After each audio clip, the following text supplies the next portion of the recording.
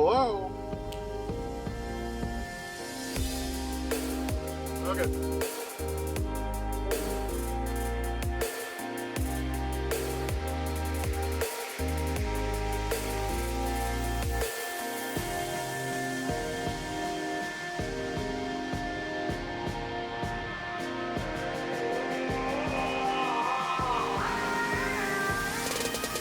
Let's fucking get it. Ha!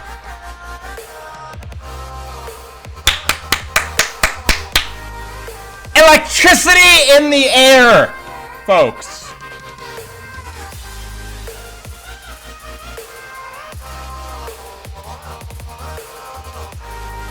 What the hell's up?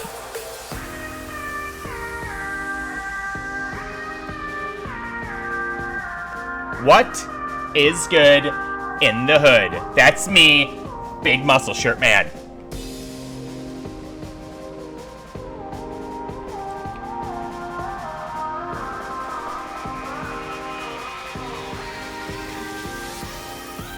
Woo!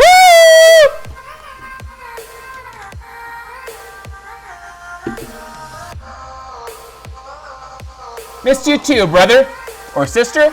About that time! Getting a little fucking.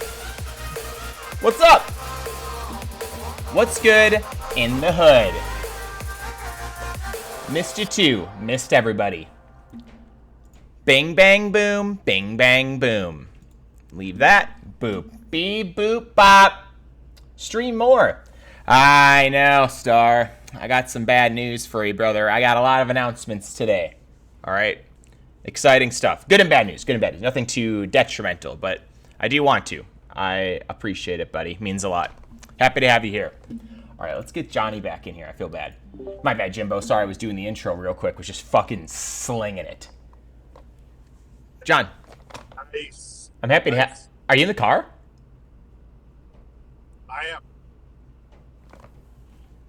Nice. John, it's a big day for the stream. Do you want to know why it's a big day for the stream? Hit me. John! It's because today we're doing a stream unlike many others, Jimbo. You want to know why? Let me hit you in it. Today's stream... Hit me. John! Today's stream brought to you by nobody and myself and a one-man show. Today we're doing our scary game review of every scary game we've ever played ever.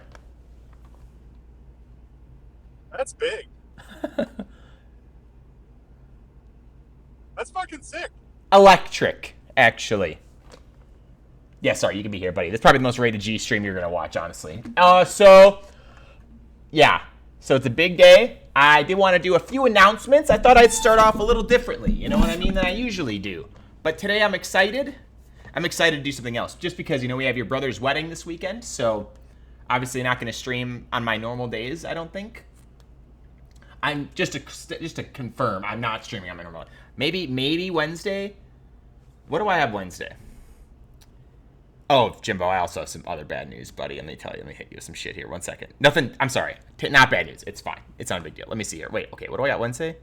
Oh, I have to fucking work. Yeah, I'm fucked. I'm fucking fucked. Okay, so there's a chance. That's right.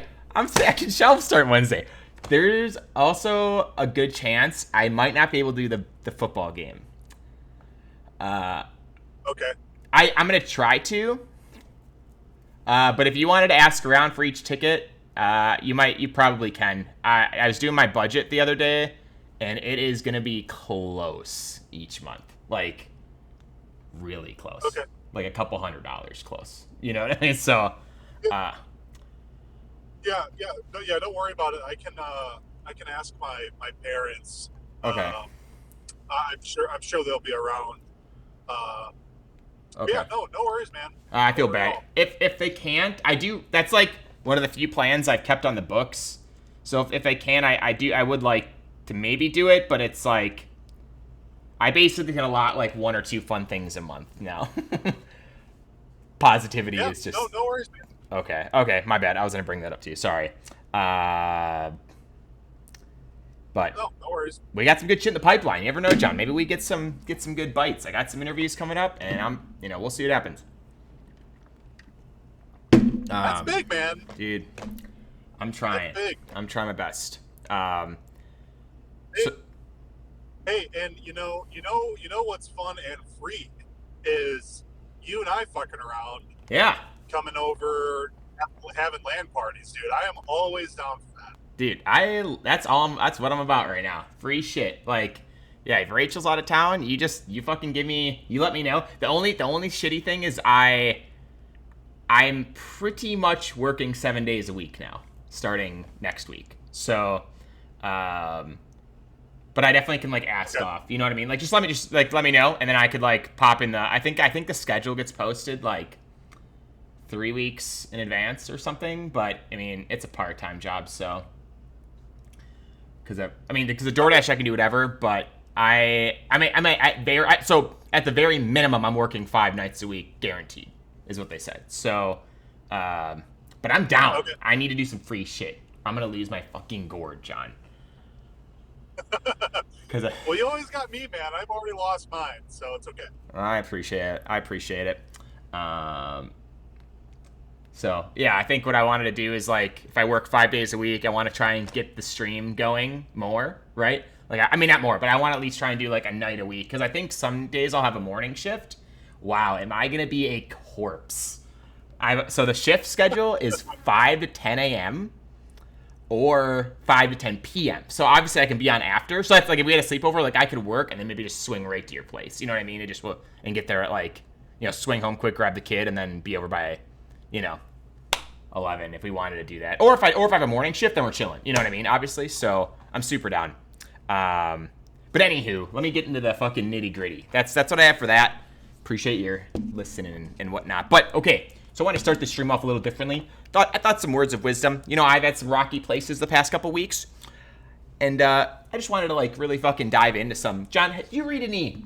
John, you read a couple books, don't you? I do. I love that you're in here. At least I can have some give and take. Anywho, so John, when's the last time you read a kid's book? Oh, actually, not that long ago. Believe it or not. Okay. We gave a kid's book as a baby shower gift. Yeah. Not too long ago. So maybe 2 months. 2 months. Okay. So have you ever heard of, this book, I wanted to read a quick 1 or 2 quotes before we start doing the tier list. I think it'd be a good reminder for everyone, including myself. So this book means a lot to me. I keep it by my desk, and I have for a long time, since it was literally released. I don't know how I found it, but it's got some really strong wisdom in it, I feel for, I'm going to read it to my fucking kids. Minus the fucking I'm going to read to my offspring, okay? It's called The Boy, the Mole, the Fox, and the Horse. Have you ever heard of that book, John? I have not. Okay. So the whole concept of this book, this isn't a book review. This isn't actually how I intended this whole thing to fucking start. I'm going to do the tier list in 10, literally a 60-second quick thing here. But this book, there's a kid, and he's lost. It's very Winnie and the Pooh vibes. Let's break this shit down. Yeah. I'm going to get into the review. I got it all set up on my other screen here. We're going to get into it. This book has, I think, taught me a lot and reminded me a lot of, my worth and other people. And, just it's a really good, self-love book, I think, for kids. And it might be kind of weird that I have it, but I feel like the quotes are very, it's very whimsical. You can tell the pictures, everything is, hand-drawn, and it's very sweet. Anyways, so this kid's basically lost. Fucking Christopher Robin's basically lost. Finds these animals. There's a horse, there's a fox, and then a mole. And they just give him some, they're all going through basically some emotional or mental instability. As an adult reading it, you're like, oh, cool. But as a kid, you're like, oh, this is really sweet. So there's a couple quotes in here that I do bookmark and whatnot, as you can see.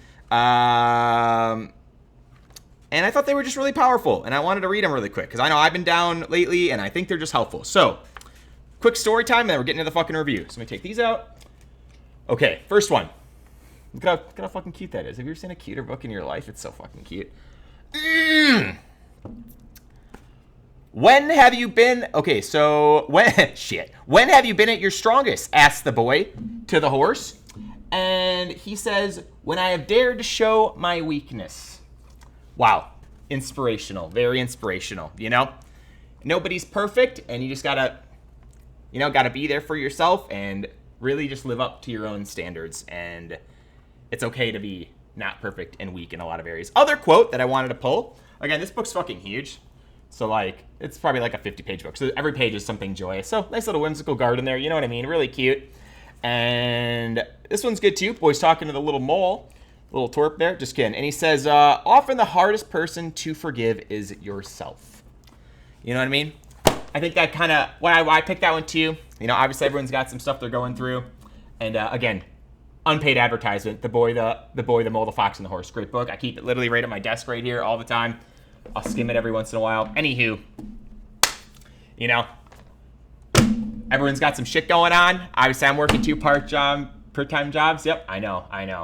And, you know, you can't be down on yourself. So that's all. I just wanted to make sure those are going. I know people are going through some stuff, and I thought that'd just be some nice inspiration just to start this before we start getting into the absolute fire that is this game review. So, what are your thoughts, John, on that? Pretty good? Juicy?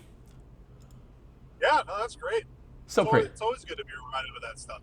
Yeah, I agree. I'm so fucking inspired. Okay, thanks, guys. Okay, that's the only sad part of this whole stream, I swear to God. Okay, so now we're going to get into it. Where do we want our stuff? Yeah, we'll do that. That sounds good. Okay, so beep, beep, beep. Color source, we don't need that. Okay, cool.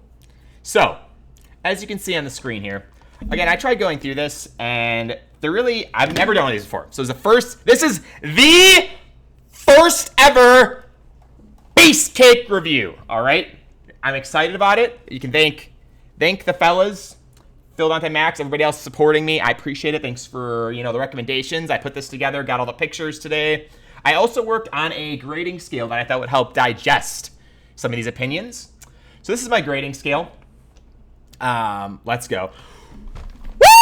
Anyways, so, knock on my door, and it's the FBI. Okay, so, grading scale. There's a handful of these games that are honestly not memorable. I'm going to try my best to kind of incorporate them, but if there's anything on this list that you think I maybe could dive more into, do we need, like, some background music? Maybe we need, like, I don't know if I like just me talking. Wait, let me see here. Maybe just, like, a really, really... Ow! No! I just closed out of my fucking tier list. Okay. Run it back. Up, row above. Stand by. Beep, boop, boop. Takes 2 seconds. Got all the pictures saved. Everyone relax. Gateway games. Gonna be totally fine. Quick remedy. Okay, we're gonna go with that. Bing, bang, boom.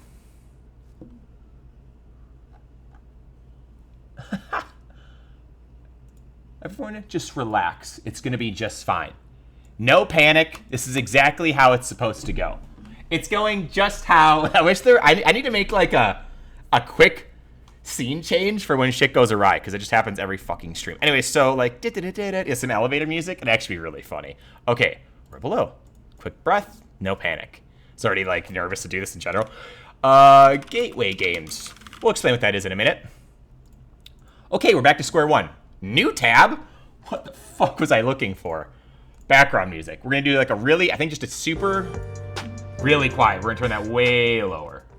Way lower. Way lower. Like as quiet as I can do it.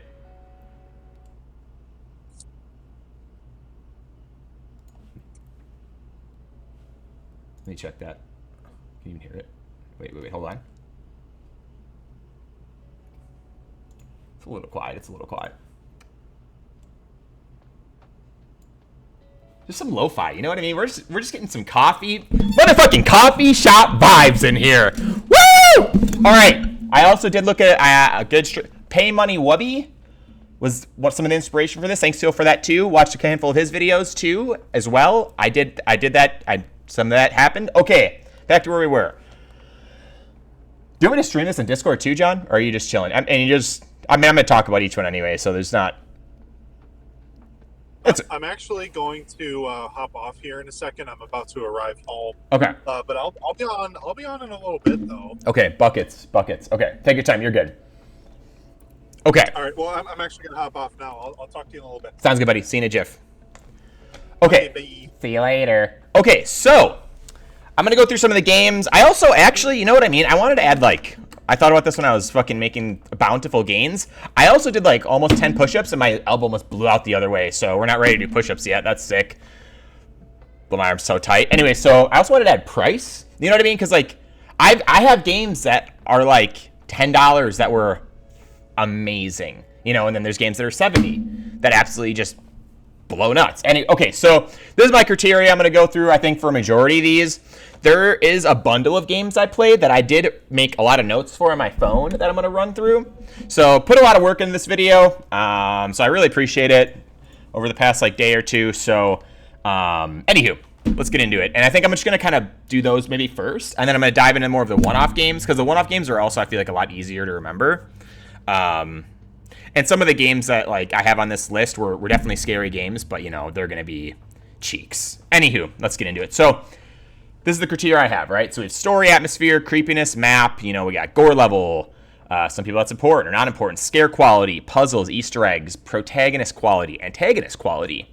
Online or co-op. I thought that was a cool optional one. A lot of these games, I personally, I love playing scary games with friends. Makes it a lot easier to play it too. Yeah, and then price. So any other criteria or anything else anyone wants me to talk about, just let me know, and we can definitely just dive right into that. Okay, so cool. So I might just pop this on the other screen and I can pull it over if we want it, but just so I can see what I'm looking at here. Okay, so obviously, let me just tailor this. I'm not a professional, all right? Unlicensed, but I've played, I've watched every scary movie there literally is that I could think, I've watched a shit ton of scary movies. I've been playing scary games for years. And I know I have a huge list here of my core ones, as well as ones that I've played that I just dabbled with. Make sure to rate how painful it was to kill Brenda. That game is on this list, I'm pretty sure, isn't it? Yeah, I got Corey. Yeah, we're going to dive into any of these details. So if there's anything that you maybe have watched me play, I'm a professional. I think I'm actually more professional than not. I also thought this would be a really good video. 0 out of 10. I fucking hate the game. Delete it from my library. I also I think this would be a great video for one, not even other streamers, but I'm obviously on a smaller scale streamer, and I've put a lot of work into my stream. But also people who need the inspiration. People who want to get into scary games. I want to do this for games, but I also want to do it for movies too. I know we talked about that. So I watched a scary movie last night. I love watching. I watch scary movies by myself. I love them. So I think we'll do one-off movie reviews maybe, and then I think what I'll do is I will get more in depth maybe on some of these games, as well as new games upcoming. Maybe the next 5 games I'll play, I'll bring them back to the tier list or something like that. I'm not really sure how I want to do it, but I saved all the pictures, all that good shit. Anywho, so yeah, just some inspiration. I hope some people like this. Obviously, I'm gonna pop this on YouTube, and anyway, so if there's any pieces, I can always circle back. There's really no rhyme or reason for how I'm gonna go about doing this, but okay, let me just go back. Hi, YouTube. YouTube's been great, dude. I love YouTube. YouTube has definitely been trickling in, some people. So thank you for that, Ryan. I haven't gotten a lot, but each of my videos is getting 600 plus views, my shorts, and then I probably have gotten another 10, 20 followers, and I basically had none before, so I had a couple. Anywho, so open to new channels. Okay, let's fucking get into it. Okay, so the first series of games I want to do before we talk. I know. Hello. Sorry, first series of games I want to do. So I'm not going to do it really by when I played them or anything. I'll mention kind of when I played them, but there's not going to be any rhyme or reason to that. But I do want to hit the bundle games first, and then again, like I said, the one-off games. So there's a developer, Russian developer, that makes a lot of what's called walking simulators. Personally, a hot fucking take. My favorite scary games are walking simulators and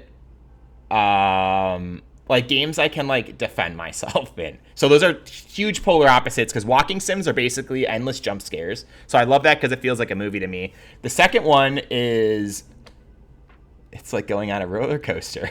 I can slow down. If there's any recommendation, this is literally my first one. So you can stop me. You can, whatever works. I'm totally down. But the games I struggle the most are, which we all probably know, are the fucking ones where it's basically Outlast. Like I can't defend myself and my guy's helpless. Those are really hard for me to play. They're a little different than walking sims because like you usually have some kind of equipment and there's some kind of like quest to it versus a lot of walking sims usually are like I like the storytelling of like a scary game personally. Okay, so the list of games I have now are by a Russian developer. They made this whole bundle basically. It's them and it's Ask Games is the other one. They're super small company, so they're just using basically an Unreal Engine. And honestly, like most of the stories in them were were pretty cheeks. If I'm being really not being a dick, but like they're gonna rate like really low. Okay. So I think as I went through them, I'll do them in order of when the games came out, and then honest to God, like each one got better as I played them. So I'm just gonna bundle these up. So the first one was Locked Up, and the cool thing about some of them was that they had like a few of them had like prequels and sequels. So yeah, Locked Up, and then the prequel for Summer 58. Summer 58. So, see, these are kind of hard. So, Locked Up was pretty ass. Honestly, like, you're basically just in... Like, I always mix up this one, and, like, it's called, what the fuck is it called? Like, Beside Myself, Find Yourself. They're walking sims. So, they're, like, the first games they made. The jump scares are super tacky. Some of them have, like, a lot of the antagonists in these are clowns or just, like, random, like, little demons or something like that. But overall, all these games were, like, a single night sitting. The cool thing about these games, though, were that they were literally, like, like, they were a couple bucks each. Like, some of these were, like, literally $2. And you can get the bundle for, like I think it's, like, 12 games for, like, $30 fucking dollars. So it's an absolute bitching deal, okay? So, Locked Up was really bad, really short. Obviously, it was the first game, and you could tell. There's a few here that are just in, like, this exact same boat. Like, there's really no story behind it. Like, your guy is just kind of going insane in his own head, and you're going through all these scenarios, and it's just, like, not. So, I want to just get these couple out of the way, because they're just, like, super forgettable games, and, like, one of those games where, like, you'll never play them again. Like, I think that also is, like, a good, like, piece of, like, the grade scale is, like, the replayability. Because, like, pretty personally, like, there haven't been many scary games I haven't finished, but it's really hard to fucking finish some of these. And those ones, like, and when you do finish them, you're like, I have no interest in playing this ever again. Yeah, so that one's gonna go in there. Like, I'm gonna knock out some of these bundles. These are all in the same bundle. Like the atmosphere is all very eerie. So it's just like not good, honestly. Like it's like it's very like it's kind of tacky. Well, that's not what we're looking for. I forgot I had to type like game for all these.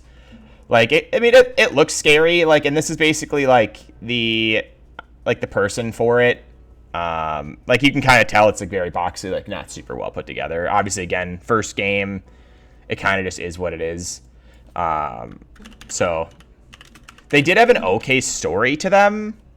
But just like, it's very tacky, like you're walking through a hospital, you're walking through like a haunted house, and like the jump scares are also like very like PS2. Like they're not what, literally PS2. So like, I don't know, all like the handful of these games are going to be really similar to that. So I'm just going to try and like bundle these together. I think also it's important, like the ones that I do remember, I think are a little bit better. So like Summer of 58, important question. Did any poop come out at any point? There's some great jump scares. I think that makes a great point is like, I do have at least one clip or jump scare from every one of these games I'm listing. On my Twitch, on my YouTube, everything. So like, I'm a huge pussy. Like everyone knows that. Like I literally, I'm not joking, I sleep with a nightlight and my dog. And like, I am just like, I'm shitting my pants at any of these jump scares. And there were probably like one or two good, like maybe one good jump scare in each of these bundles. And then like, but the games like I'll get to later on were like very, usually pretty scary. So just kind of cool to remember. But yeah, the atmosphere is very similar. The reason I put Summer 58 up here is like I actually remember that story a lot better. It was basically like concept was you're this person who's investigating like all these kids going missing by like Chernobyl, and there was a school where like 15 kids went missing. And then you realize, like, I don't know, the teacher. Every single game here is gonna be fucking super morbid, but like, where the teacher basically poisoned the kids, and so like, there's definitely like a lot of these games. There's like some investigative work which are pretty sweet.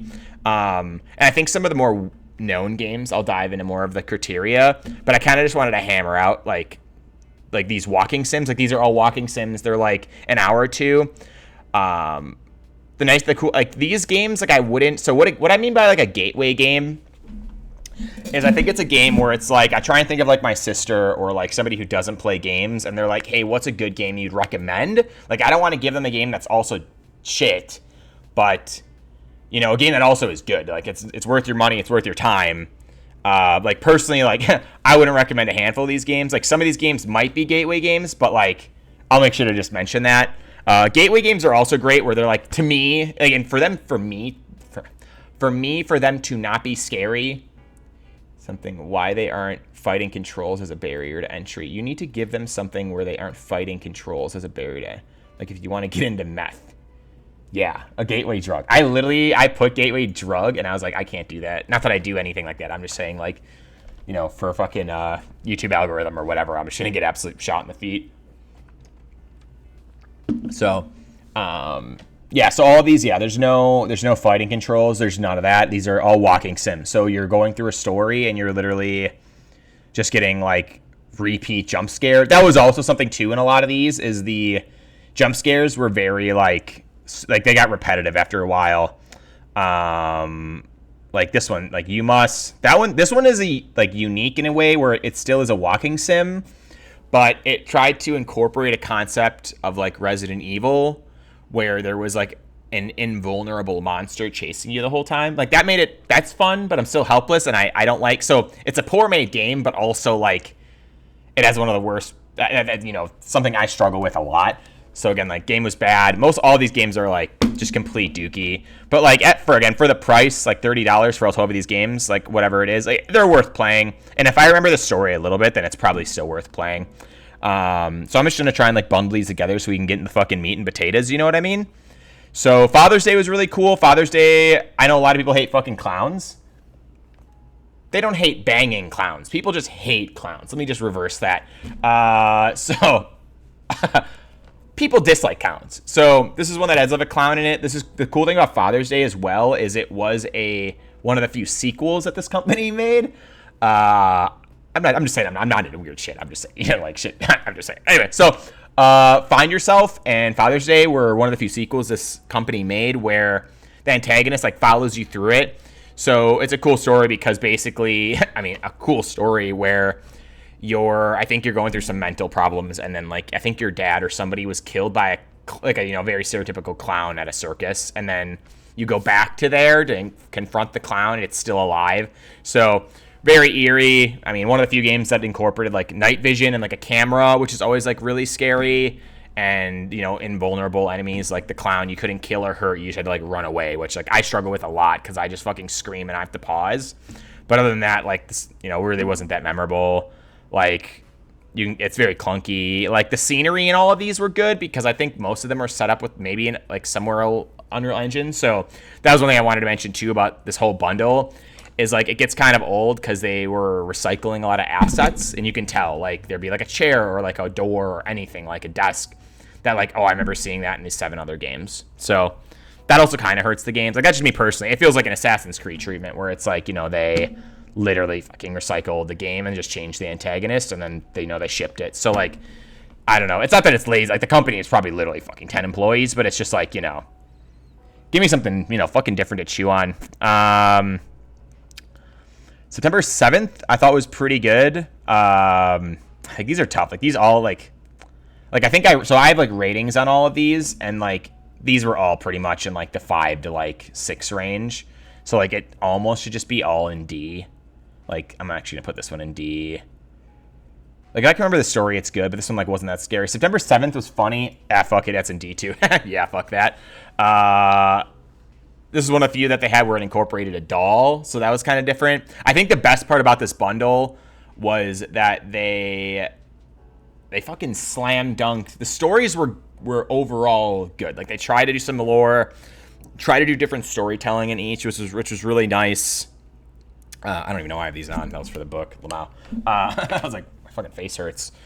Anywho, I can't wear like contacts when I look at a screen. I literally just, my brain just implodes. I'm like, oh, I fucking can't even see right now. So yeah, there's just a couple left in this. Like, there's some in here that I think are even lower than a D. Like this one, Please Forgive Me. That was one of the worst games I've ever played. Like, there, you go into this apartment, like somebody died, and there's like some satanic ritual, and you end up like shooting this demon, and it ends up being your friend or something. It was such a bad made game. And like, if you remember the demon, like what it looks like, it is just like so tacky. Like so tacky. Like, where is it? Like, that's literally what I'm playing a literally DBD S plus.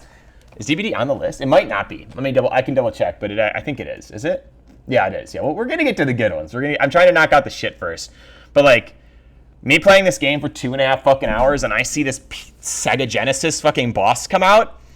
I think I might have a clip of it, and it's just like, dude, this is the biggest ass cheek dookie motherfucker I've ever played. Like, if I didn't play it 2 hours, I would have probably refunded this game.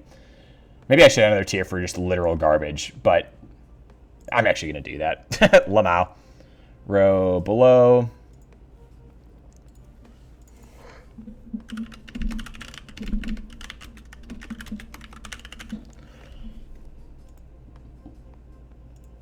Yeah, so this one's not even worth it. It's so bad. There's only like one or two that I can't remember that are just like absolute fucking nasty butt cheeks. This one, okay, well, that one was bad. This one here, Last Lesson, is literally one of the worst games I've ever played, period. Okay, so this one you work at it. The concept is really cool. So you work at like basically a haunted house, like a haunted like school setting, and like one thing on my list here, and like everyone knows it too, like I am just the worst at fucking puzzles. Like, if I'm heat of the moment, especially getting chased, I literally have the brain of a fucking 6-year-old. Like, I cannot do puzzles.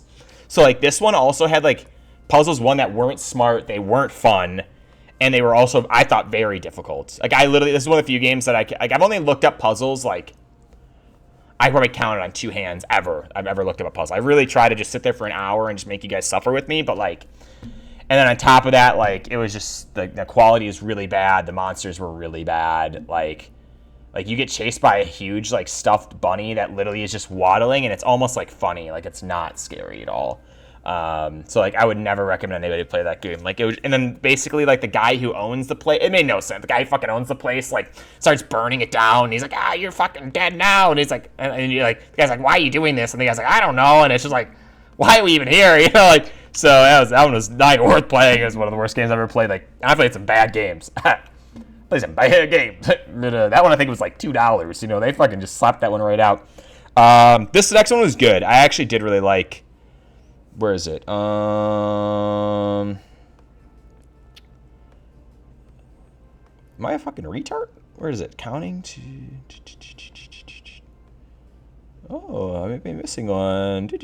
Oh no, it's right here. Okay, this one I actually did enjoy. I thought it was like, the jump scares were really scary. Like, I yelped pretty hard. So Counting to 6 is I don't think that was a sequel for anything, but basically you're like this cop. I love when I fucking can bring out Sheriff Schmigaben Watson, and Sheriff Schmigaben Watson was fucking live on the scene. Go ahead, Corporal. What do you got? Yeah, Jimmy. Fucking 8 dead kids. Sick. I'm in it. Guy walks in. No fucking gun or anything. Goes to this town. It was very like, I kind of got like Resident Evil vibes a little bit from it. So basically you get called to this village and there's nobody there. You know, like, everyone's fucking gone, literally Resident Evil Village style. And the concept is that, you know, they're looking for the kids. Like, it kind of, actually, you know what, literally the story was like, if you've seen Sinister, it literally was Sinister. So there ends up being this demon that was like made, and it made the fucking kids. Like, I screamed so loud playing this game. Like, out of all this bundle, this is probably, is there a spider on my fucking back, brother? This is my hair. Sorry, my hair's all wet. Whoops. We're losing it. We're losing her. Wheels off. Oh, yeah. Spoiler alerts for all these. Sorry. Yeah, my bad. Spoiler alerts. Time out. Let me get a zoom in. Spoiler alert. My memory is way too shit to be able to remember every game. It's okay. I'm gonna give you every fucking unlocked memory I have. I can remember most of these games pretty well. Like, especially if it scarred me, and most of these did. I definitely got it. It sticks with me forever. Like, I think I just got some like a little bit of that tism for remembering things. You know. Maybe I can't say that. I don't think I can say that. Message.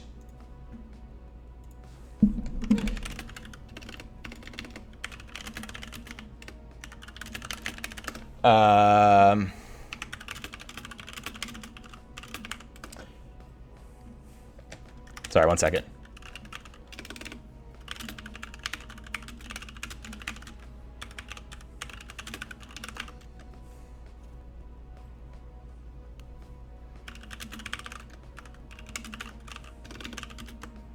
So, my bad, sorry. Slight intermission. Answer a quick message.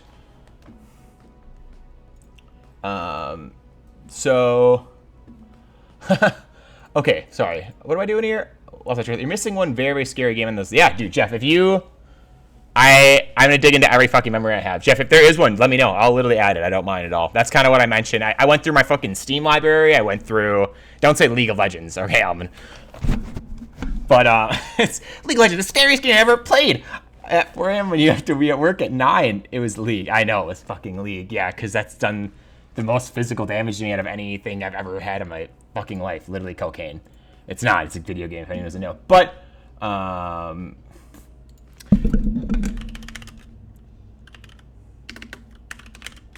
sorry.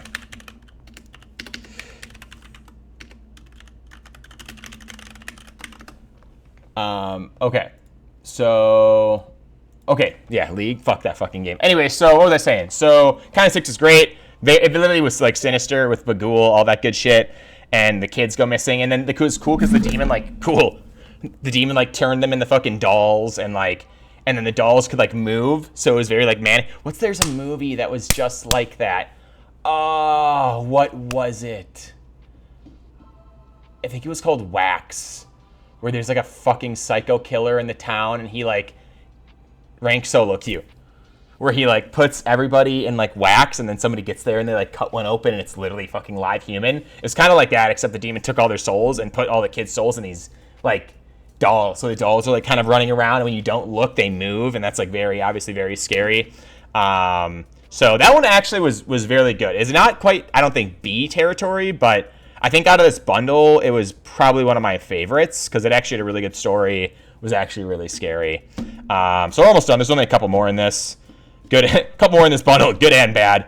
April 24th, that was the most recent one I played of theirs that they released. It came out this past year in April. They're kind of like not creative at all. Like literally the release date is typically sometimes the title, like September 7th, April 24th. But this game also was like good. That's where it's like this one's ass cheeks. I'm glad I made this title. Like that one was really bad. Like a five on my scale, I don't think is ass cheeks, but like this one's good. It's not quite a C. Like I don't remember the story that well. Like I think April 24th, like the concept of it was there was like two demons, like one that's like this tall guy, then there was this little like a little Jimmy. I forgot about that guy. Super dark game. So like I mean, as far as like games I played that are very dark, like. If you're not in a good headspace, this game is not for you. It basically was like a mix of like, what is that fucking movie with Ryan Reynolds? Amityville Horror. So the demon like possesses you, and then like he fucking kills his whole family, and then he ends up like having to like hang himself. So it's very dark game. This is like one of the demons. There's a couple in the game, but I thought the concept art was really cool. Like everything looked really good. I won't show some of that stuff just because it's kind of dark, but like. You're going through and you're basically, again, like the detective. So either that one was good. It was a little shorter, but also scary. You're looking through a camera. And it was really cool because, like, you can kind of see in some of these where there are, like, timestamps. Scary as fuck. Yeah, we're done talking about League. No more League of Legends blows cock, and I'll be on later, I promise. But, like, yeah, the scariest game I've ever played. S+ tier League of Legends.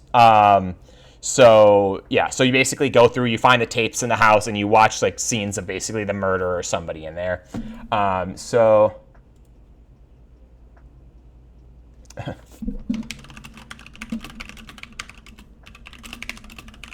Sorry.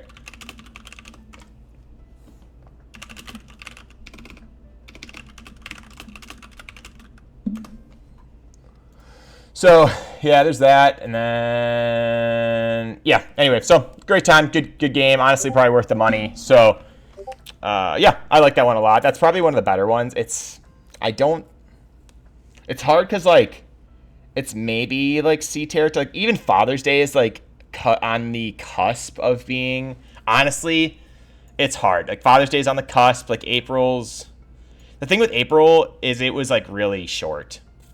Like Counting to Six, I remembered it was very scary. Like I remember being fucking rigor mortis the whole fucking time.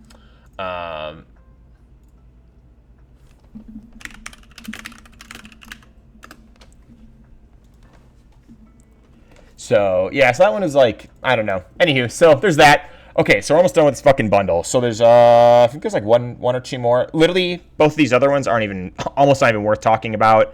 Life After Death was one of the worst fucking games I've ever played in my life. You like go around this house, the grandma's like going fucking crazy, and you're like walking around, and she also like it's really buggy because she'll just like pop up and then fucking insta kill you. I remember there was a time I was playing it, I almost fucking punched my desk. I was so fucking mad because there was a bug I hit where like I just insta died, and you can't outrun her, and she's 600 years old, and it just was like it made no sense. Like the story was like at the beginning was cool because you basically go back to your grandma's house where she died, and then you realize your grandma and grandpa are like super fucked up, and then she's like trying to, her demons are still there or whatever, and you're like also trying to find tapes from when you were like a kid growing up that was like, you know, weird shit she did. So that was like kind of cool, but like honestly overall that game was just so bad. Like I would never play that game again. This is the other one that was like, it was okay. I don't even know how to pronounce it. It's Holidays and Khrushchevsky. Another like same developer, all Russian fucking area, but like there's basically like you go to your grandma's house, same kind of deal. Like you go to like this little apartment, and your mom lives there, and then there ends up being this like demon that's in this little doll, and it's just like it's not quite ass cheeks, but it's not good. Like and the game's super short. Like it like a lot of like the clues you had to find were clunky. The atmosphere was kind of like some of these games are cycled the same apartment. Like literally you're in the same apartment building, and it's in a handful of these games, and it's just like these games got kind of repetitive, honestly. The graphics obviously got better and the storytelling got better, but other than that, like the jump scares were very like, you know, there's something will run across the screen, you know, like it just was not worth your time at all. So I don't know, just kind of stupid, honestly. So okay, so we're getting rid of that shit, which I'm really excited about because I'm gonna get in the good stuff. I think I hit all the ones in this bundle. There's one more, this one here. This was a one-off. Honestly, it also is just so bad. It's not, I don't think it's ass cheeks, but it is really close. It's so close. I don't know. It's on the cusp. This one, like your wife ends up getting possessed and you have to go to the house, and like most of these were all like some demonic thing, and then she ends up like chasing you through the house, and you go through like some random ass story. Like it wasn't quite ass cheeks, but like she doesn't like the lights on, so you have to turn the lights on, and then she'll like kill the lights, and it's just at some fucking random house, and you're trying to find what happened to your wife, and you don't know, and then she ends up like, you know, she like you ended up actually killing her and killing your whole family, and you thought it was her all along, so you're fucking nuts too, and it's just like, I don't know, the story was just didn't make any sense at all, and the jump scares were kind of tacky. Like it was like some scenery stuff was cool because you go through the house, and as the game progresses, like stuff would get like more like I don't know, more poopy. Like it would just get like look like it was more run down because you're just going through like crazy mental fucking problems too. So there's not that many games that I don't have too much disclaimer for. Like one other one that I think is like there's probably two that are like were meh. So that's that whole bundle, and obviously like they're not that great. So just to kind of like walk through it again here, like this, I think the only thing that like helped these were like some of the storytelling was okay, like, you know, very meh, like it was very like, you know, but at least there was something to chew on. The atmosphere and like the creepiness on the map and everything were okay.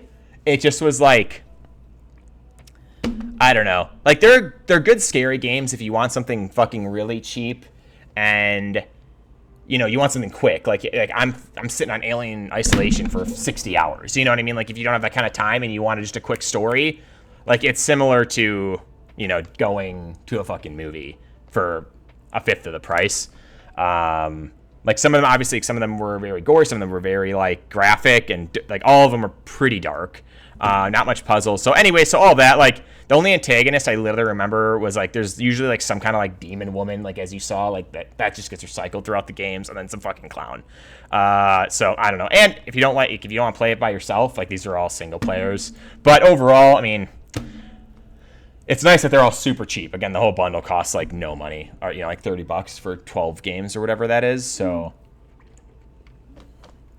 like even this one's almost should be a D. But I remember the story. I remember having some really big jump scares in this one. And it wasn't like clunky. Like going through all these were so clunky. Anywho, that's that bundle. We'll leave that as is. Let me know if there's any questions. Anything you want me to hit on, anything you remember from these games. Like I can stop whenever.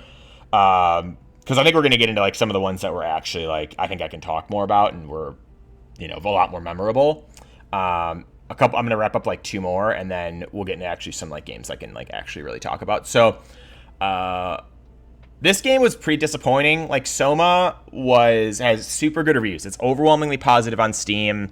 The whole concept is, which I haven't played too many games like this where it's underwater. I won't even grade it yet, but it's probably going to be somewhere in that range. But the whole concept is you're literally, let me do like one of these. Like I'll just bring up a photo or something, and then you can kind of like see what I'm working with here. But the whole concept is like underwater. Like the graphics are pretty cool. Game's a little older, overwhelmingly positive reviews. The storytelling was super good. It definitely had like, Amnesia vibes. But and the plot twist at the end was like really good. I didn't actually even end up finishing streaming this game. I just finished it on my own time because like I was like, if I'm playing a game and I'm getting like genuinely mad at the game, like I don't want to play it. Like I don't know. Like there's never been a game I haven't finished, but I just like wasn't worth. Like it just, I don't know. Like I breezed through it and then like watched a video. I'm like, I don't even want to play this anymore. But the monsters were all pretty cool, pretty unique. There's a bunch of random ones in there that I thought were pretty sweet. And it's kind of the same deal. Like you can't like really defend yourself. You're kind of walking around. It's very like sci-fi. Like the storytelling was all very unique. Like you pretty much end up, I think if I remember correctly, you end up being like they're putting people inside robots, so you end up encountering all these robots that are like actual people that used to live. So that was pretty cool. I can see why people would like it. It was very like what is that game called? It's super pop. I played them all. Is it BioSunk? No, what the fuck is that game called? BioShock. It definitely had like crazy BioShock vibes. But yeah, it was good. It was spooky. Like I think that for me, it just got kind of old, and like it was pretty vast, but just like not super satisfying. Like you're kind of just taking a train to this area and then walking around looking for clues, taking a train to this area. There was like a lot of like downtime and walking, and again, the story was good. I think that's what like saved the game, at least for me. But oops, Jesus fuck, why did it zoom in 600? I don't know why I did that.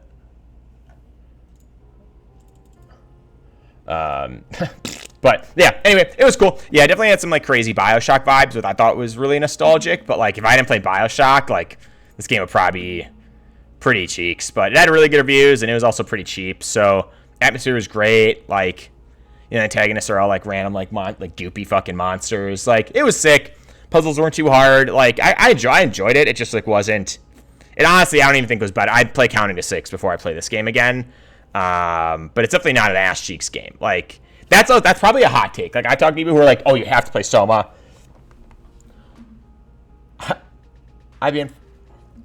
Before all scary games are terrible. No, I'm a harsh critic. Like I've played so many, and I think the nice thing here is that I'm getting in a game. Like there are games on this list that I love. Like I'm not trying to be negative at all. Like those are my genuine opinions, and it's just kind of nice. 'Cause I knew the bundle was going to be lower on my list, so like we're gonna get the games I think were like I really enjoyed and would recommend for somebody who wants to like get into scary games or like stream scary games or whatever. The other one is like, and I think this kind of just fits, is Amnesia. So like I know Dante has played a lot of Amnesia games. I played a handful of them, Rebirth, Bunker, I put on here just to like kind of encapsulate all of them. Like the Amnesia games are really cool, super nostalgic. Like the atmosphere is like second to none. Like sound is super important. Obviously you have to look for like resources like the candles. Like, yeah, great atmosphere. Like it really does paint like a crazy good picture. Like more than like I've seen in a lot of other games. I think they do a super good job at it. It's definitely like a pseudo like walking sim where, you know, you can maybe defend yourself a little bit in some of them, but most of the time it's not as top notch. Great psychological. Yeah, it's all psychological horror. So like obviously like the concept of the game is the more you're in the darkness, like the monsters get more like they get stronger. You kind of like hallucinate things. So it's very like it plays with the person playing like super in depth. Like they're super fun. I think for me, like what makes them like lacking replayability is I feel like I'm like they do improve as I've played a couple of them, but they just like I feel like I'm kind of playing not the same game, but just a different scene, like scenery, but the same game I just played. If that kind of makes sense. That might be kind of harsh. I know they've done some new features, like especially in Bunker and the recent ones, with like adding like, you know, the light torch you have to like rev up versus doing a candle, like resources being super impactful, and they all are in all of those. So it's a super good game. It's like the antagonist is always like very like unique in all of them, which is really cool. The atmosphere is again like second to none. The sound design is second to none. Like it's super super good. I think what stops it, so like at least for me, it's like kind of in the C range. Like it's almost a B for me. It's just like I'm not 100% sure why it's not in a B range for me. Like I think it just like it gets a little repetitive. Like you kind of know what to expect as you're going through it sometimes. Then again, that's probably a hot take. Like I know people that love Amnesia games, and like they're not bad games. Like I think Amnesia games are also a really good like gateway game. Yeah, exactly. Mechanics are kind of dated a bit. Like it feels like an older game to me, which is fine. Some people like that, and I think that's totally fine. Like I love playing, you know, games I grew up with, and it remind me of things I grew up with. Kind of like Soma, like I just mentioned. But I think what makes, you know, Amnesia games like in that C range for me versus like a D range is, like I said, like the sound is amazing. It does a really good way of like playing with your mind as you play it, and like you get like you can feel physically stressed. Like I felt physically stressed playing these games just because like they really like toy with you like really really well. The AI is, I think, pretty smart. It's just like it gets a super stressful game too. But I think it's a great game if you're like somebody's looking to get into fucking scary games. Like I was gonna say I think it's a like I can't think of many better games that are good if you want to get into scary games that are like walking sims, but also objective, good storytelling. Like it has a lot of really good facets where I probably wouldn't recommend it to like my little sister to play these. They'd probably be too stressful, but like, or maybe even a little too scary. But like, you know, somebody like my age or even a handful of years younger, like it's a great gateway game. Like there's scary games on this list like I've played when I was like 5 years old. So like I don't think it's quite that age range where I can recommend it to everybody. And some of the puzzles can be kind of difficult. I mean, I am the biggest idiot for puzzles, as everybody knows. So like if that's not something that really appeals to you, like because you have limited resources and you're also trying to do puzzles, it can make it kind of difficult and frustrating to play. But a great game. Like I think, and honestly, that's me being picky. I know like Dante loves puzzles, from what I understand. Like people love that kind of stuff. Like I think that's what kind of hinders it from being in the B range for me. But I would definitely think this game is like a gateway game, and it's very good. Cool. So let's see. So that's that one. Let me know if anyone has any questions about anything I cover. Like I can go back to games, I can do whatever. But puzzles, I know. I just like I don't know what I like puzzles, but I don't want them to be so deflating for me that I'm just like helpless, like so helpless and dumb, you know. Like I just feel like there's so many times I play like a game like a puzzle, like it doesn't ruin the game for me, but it's like it's just I'm just so I don't know. I'm just that's definitely might be like a little biased. I just can't do it. Anywho, so let's see, what do I want to do next here? If there's one you want me to do too, like I'm happy to do whatever games. So like some other ones, I think a good one to do that's kind of in a similar genre is like, not the same genre, but like, you know, might be a hair lower. So Don't Scream. Don't Scream came out this past year. Fucking super awesome concept of the game. So the whole point of the game is you have like, I forgot. I'm a literal dumbass. So the graphics are like crazy good. So that game is super awesome. So basically what you're doing is you start out during the day and you have like, this would be an amazing, like this is just going into such good areas of like Ready Player One, where you have like 15 minutes. I forgot how long it takes, but eventually like night comes, and as it gets darker and the day goes on, like you have more jump scares, and the jump scares basically are trying to trigger you interacting or talking into your mic, so the game feeds into your microphone, and if you yell, you start completely over, you die. So that's super cool. Like there's only a handful of games on this list that are VR and as well as incorporate different senses like that. And this game is like very unique. The game is beautiful. Like a lot of these areas like are breathtakingly good. The only thing that made it like, and it's gonna happen, is like I played this game for an entire night and the jump scares like were super repetitive. Like, you know, I played the game right when it came out, and also like the quality of the jump scares unfortunately weren't as good looking as the map. So as you can see like here, like this is literally one of the monsters. Like it's like very like not good graphics. Like you're like, you see this, you're like, oh dude, what is that? You know, because then you're walking around an area that looks like almost real. Like it literally, you think you're in the fucking woods, actually, like, you know, Blair Witch style. And then you get a jump scare that's like that, and you're like, oh my god, that's so sad. Or like, you know, stuff where it's just like, this is a bad picture, but you know, it's just like not that real. Like it just looks very like half-assed, like some of the monsters and like the assets in that regard, which was definitely a bummer. I remember having a couple of them. I was, oh, that sucks. So it made it like way less scary, as well as like the jump scares eventually got repetitive. So like I would expect them to be happening. But I think the map design was really cool. There's a bunch of different areas. Like I think the concept is amazing. Like I think they do a really good job of playing with all of your senses, kind of like I talked about with Amnesia, where, you know, you hear a lot of different things, like you're seeing things, like your eyes. It's a game like tries to make it seem like your eyes are playing tricks on you in a lot of regards, which I thought again was very cool. And it does get very spooky at night, because again, the scenery itself is like, I thought looked super realistic. Like it was really, really well made scene. I'm not saying like it's actually real footage scenery like some of these things, but hello. What's good in the hood? Not much. You still doing your reviews? Oh yeah. I'm probably like, actually not that close. I'm probably like a third done right now. But do you want me to share my screen? Otherwise, I can. If you want to tune into the stream, I can do either. Whatever you want. I'm tuning in, brother. Hell yeah. We got through all the shit games too, so it's sick. Yeah. So this game, it's really good. Like I love the concept. I would also agree this game is super unique, but it can be hard to. I think it could be hard for somebody to like get into. I wouldn't say it's necessarily a gateway game.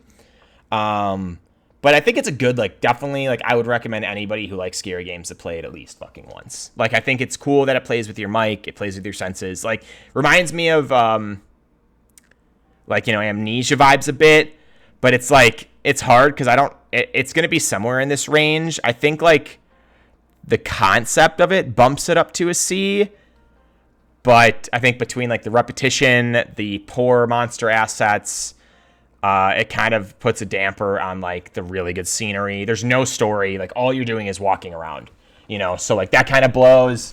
And I think I know they said they were going to try and add like different stories or something to it. So I don't know. It's definitely not a B range, but it's a good game. Like if you want to play something like that, like it'd be a fun game to play with like some friends, or like if you guys are alternating, you know, like, okay, if you die, you drink. I don't know. Something dumb like that. You definitely could incorporate something similar. Sorry, itchy nose. I think, yeah. So I think I'm going to keep that in like a C range. I know people might disagree on that. I know people loved that game too. It just wasn't totally for me. I want to talk about, there's a couple I want to talk about here. Like, I think this one I can wrap up pretty quickly. So Death in the Water, I keep like going right to the grade.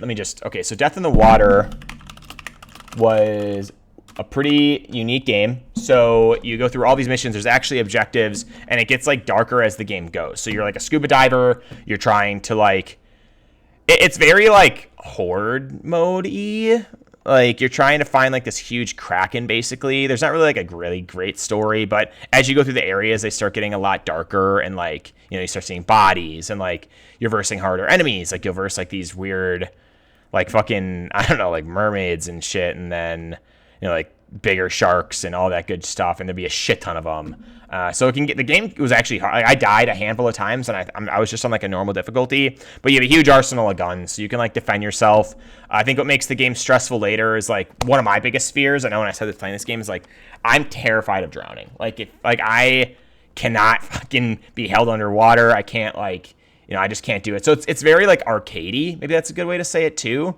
The game does get a little spooky as you go on because you can kind of see it does get like, it gets foggy because you're going to go deeper. Like you start seeing like just weird shit in the water that, you know, is way different than when you start. When you start, it's super happy-go-lucky and you're just like swimming around opening chests and you don't see any sharks or anything and you're just kind of hanging out. But as you can see, it gets a lot more like super foggy and stuff kind of, you know, sprints out at you and all that good shit. So it's a good game. Like, I think it's very unique. Like, it's a little too arcadey for me. Like, I know you can play it in hard difficulties, but it's very, like, it's a very run and gun game. There's a handful of games on my list that are like that. I wouldn't necessarily say this game is, like, scary. Like, it is. Like, it's supposed to be a scary game. And, like, there definitely was times where I got bit in the ass and didn't hear or see whatever bit me. And then I, like, would yelp.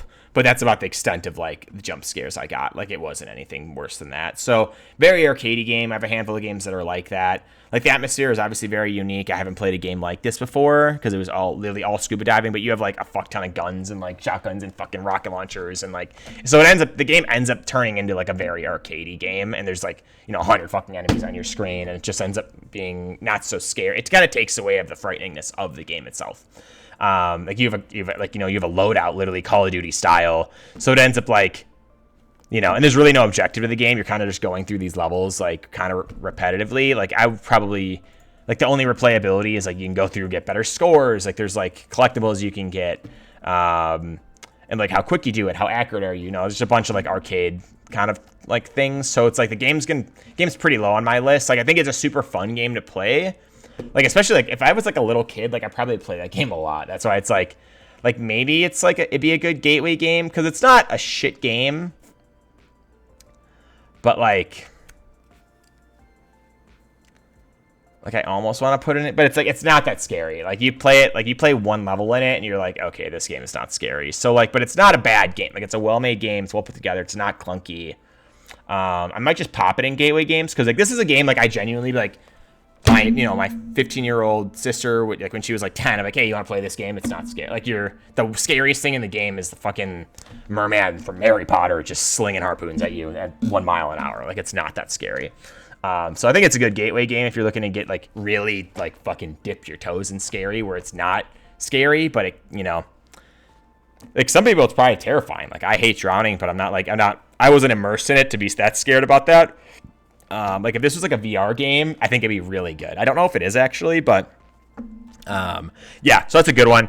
Yeah, so it's a good gateway game, not anything crazy. I think there's other games on here that are kind of gateway games, obviously, that are really similar. Like I think another good gateway game is like Back 4 Blood. Like I popped that on there because like I play a shit ton of zombie games, like John does too, and a lot of my friends do, and like I wouldn't say like zombies are terrifying to me. Like I'm so used to them from playing games like that when I was a kid. And the cool thing about like Back 4 Blood as well is it's co-op. You know, you can dive right in and just play with your friends. You can play video games with your friends, and then you know, kind of just fuck around. Like there's loadouts. Like it can be overwhelming, kind of like World War Z. But if any of you played like Left 4 Dead, like Back 4 Blood's just like that. Like it's not a terrifying game, but you know, if I'm like 10 years old, it might be a little bit spooky. There's a handful of games I think I would bundle with that, honestly, that are on this list, and that's kind of why I added them, was like if people want to get into certain games, like they could do that. Back 4 Blood, I mean, I think the things like I think Back 4 Blood's a great game. Like I love the Left 4 Dead like horde mode kind of shit. I think that's super awesome, super fun. It's just like, you know, like when I think of scary games, like I don't necessarily go right to those types of games, like. But the tool, it does have replayability, which is really nice. And, you know, you get, you know, there's certain characters I like, and you like, and the story's kind of cool. but it's not like a world-class game by any means. Like the old Left 4 Dead games are like, that's why I just added the 1, because I was like, I'll bundle all the Left 4 Dead games, and just like Left 4 Dead was like a staple for me growing up. Like I fucking played the shit out of Left 4 Dead. So I think that kind of falls under that kind of like scope. Another one that's very similar to that I added was State of Decay. So State of Decay is super fun. It's kind of like, I'm going to put like that in 7 Days to Die. So like State of Decay, 7 Days to Die are literal looter shooter zombie games where you base build, you can die, your friends can die, your AI that you can get in the game can all die. And they like everybody has a purpose of your base and like what you're doing for like hordes and different things. So the games are super similar. Like there's really no story to either of them. You're just kind of surviving and base building and trying to get stronger as the zombies get stronger as the days go on. But they're super fun if you're looking for like a no-brain hack and slash like fucking horde mode kind of deal where it's like the game is like I've definitely yelped playing any of those games, but it's just like you just get caught off guard, but they're not like terrifying games by any means. Like I would have like, my 10, 15-year-old sister, at any point at that time, like to play any of those games. Like they're all really chill. The graphics are all pretty good. Atmosphere is great. Hello. What's good? So I kind of bundle all those together. Like there's another one on here that I thought was kind of in that same domain.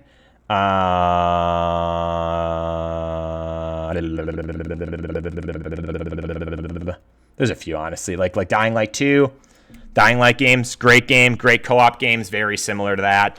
Like I think they kind of fall in that same facet where it's like Dying Light's cool because it's all parkour. So like it's first person as well, which makes the games a lot scarier. In my opinion, like 7 Days is also first person versus like Back 4 Blood and State of Decay are all third person. So for my personal experience, if a game is first person, it is typically significantly scarier than a third person because it's attacking pretty much you, whatever the monster is. Not versus like a third person, you're kind of watching something else get attacked, and it sucks, but it's not like there's a disconnect with how you're getting fucking hit. So I would probably bundle those two together. Like they're great games. Like it's tough because like Death in the Water, I probably put in like I'd still probably would put it in like a CD range. Back 4 Blood, honestly, I think would be in a B-ish range for me. Like the Left 4 Dead series is a staple for me. Like I love it. It's nostalgic. Grew up with it. I love it. Like State of Decay is also probably in like the B range for me. But it's just like we're talking about scary games, not fucking did I have fun with them. You know what I mean? Like the fun part is important, but like 7 Days, like I think most of those games are all in like the A-B range for me. Same thing with Dying Light. A-B range for me. Like it's very fun, but they're not like scary. Like they're very like I could jump in, play it. Like also like I rarely play scary games just fucking sitting by myself. Like that just doesn't happen. So yeah, I don't know. It kind of falls into that. The other one that I thought like kind of fell into that too was like Sons of the Forest. Same kind of deal. You're in the woods, base building with your friends. There's like mutants and monsters, and the atmosphere is super cool. Like all of these atmospheres are all great. Like some of the storytelling is better than others, but like it bundles it pretty good. The antagonists are all like, basically cannibals or zombies in all of these. And it's just like a for fun. Like these are games I could play. Like anything in this gateway, like I would genuinely play by myself, which is like, like all these other ones are so scary enough where I probably wouldn't, not because I don't want to replay them, but just like they are, I don't get a rise out of having a heart attack by myself. Like, I do it because like, people like watching and I love scary stuff, but I don't thrive to fucking play, Visage every fucking night, so kind of falls into that domain. But these are all good games. Like I'll make sure to like mark that. Like these probably would all fall in the BA range. Honestly, they're all great games. Like I like them all a lot, but they're just not like scary, So like another one that's kind of in that same realm is Jeff will love it, is Dead by Daylight. So Dead by Daylight is an asymmetric arena game, a 4v1 that is definitely scary. I remember when I first started playing it, like it was petrifyingly scary because like as the survivors, you're completely helpless. All you have to do is run around, start generators to escape basically. And I mean, Jeff's got 8 times more hours in this than I do, so he probably can speak to it more, but it's a great game, super fun with friends. Like it's scary enough where like I would guarantee I could jump on right now and I'd play a couple, like 1 or 2 games and I would yelp in some of those games because some of the killers are sneaky. Like you don't hear like audio is super important in the game, like seeing, like knowing where things are, where a killer might like sneak up on you and fucking slash you. And like the game is very gory, like the atmosphere's super, super fun. It's a great time with friends. Like I popped this on this list because it's like arguably one of the best scary co-op games you can play, in my opinion. Yeah, I know. And they added like a 2v8 mode recently, which I heard did like super well. Like there's a shit ton of killers, like some that you might know. Like I think it's cool because like whatever you can kind of get into in the game, like there's a play style for everybody. So like for me, I'm a huge pussy. Everyone knows that. So like I would play. Jeff's never heard of Div of Daylight. Yeah, I know. What a noob. Like I'd play this chick that was like, I could literally hide in the bushes and just sit there the entire game and no one could find me. But then there's, characters that like, I don't know, like Jeff plays where they're super fast and they run around and like they can get away. And I'm literally just so helpless and just like rigor mortis that I just sit in a bush and, hide and then try and do little objectives here and there. So there's different play styles, like there's different killers if you want to play killers. If you're a psycho and you live by yourself and you're crazy and don't have any pets, you could totally play killers, Like it's chill. But like, I'm just kidding. I'm totally kidding. No, but whoa, whoa. I feel talking it. Why can't they see you? Don't ask dumb questions. It's because I got active camouflage on, Jeffrey. Okay, leading question. Yeah. Plead the fifth. Irrelevant to the case. So why can't they see you? Yeah. So great time. Good gateway game. I think you'll definitely play it and have some yelps, and it's a lot of fun with friends. Like it's just like. I have hundreds of hours in that game, and I don't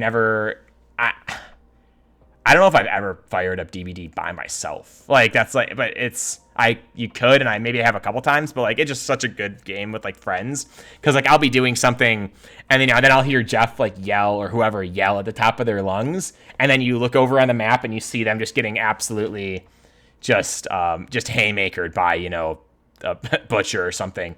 Yeah, it's a scary game. When you first get into it, it's definitely a scary game. Like I think that's why it's a good gateway game. It's like not terrifying where you're petrified, but it's a great time where you can like play it again, like with friends. Like it's a good to dabble in, like to get your adrenaline going, but not where it's like you're stricken with you can't fucking move because you can't physically function because it's that scary. Like I have games on this list that are like that, and it's just not one of those games for me. So.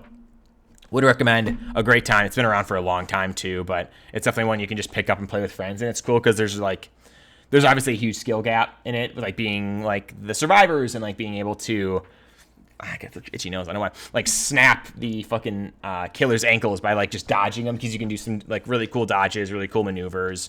So yeah, there's definitely like a skill level to the game for sure, and I think it shows.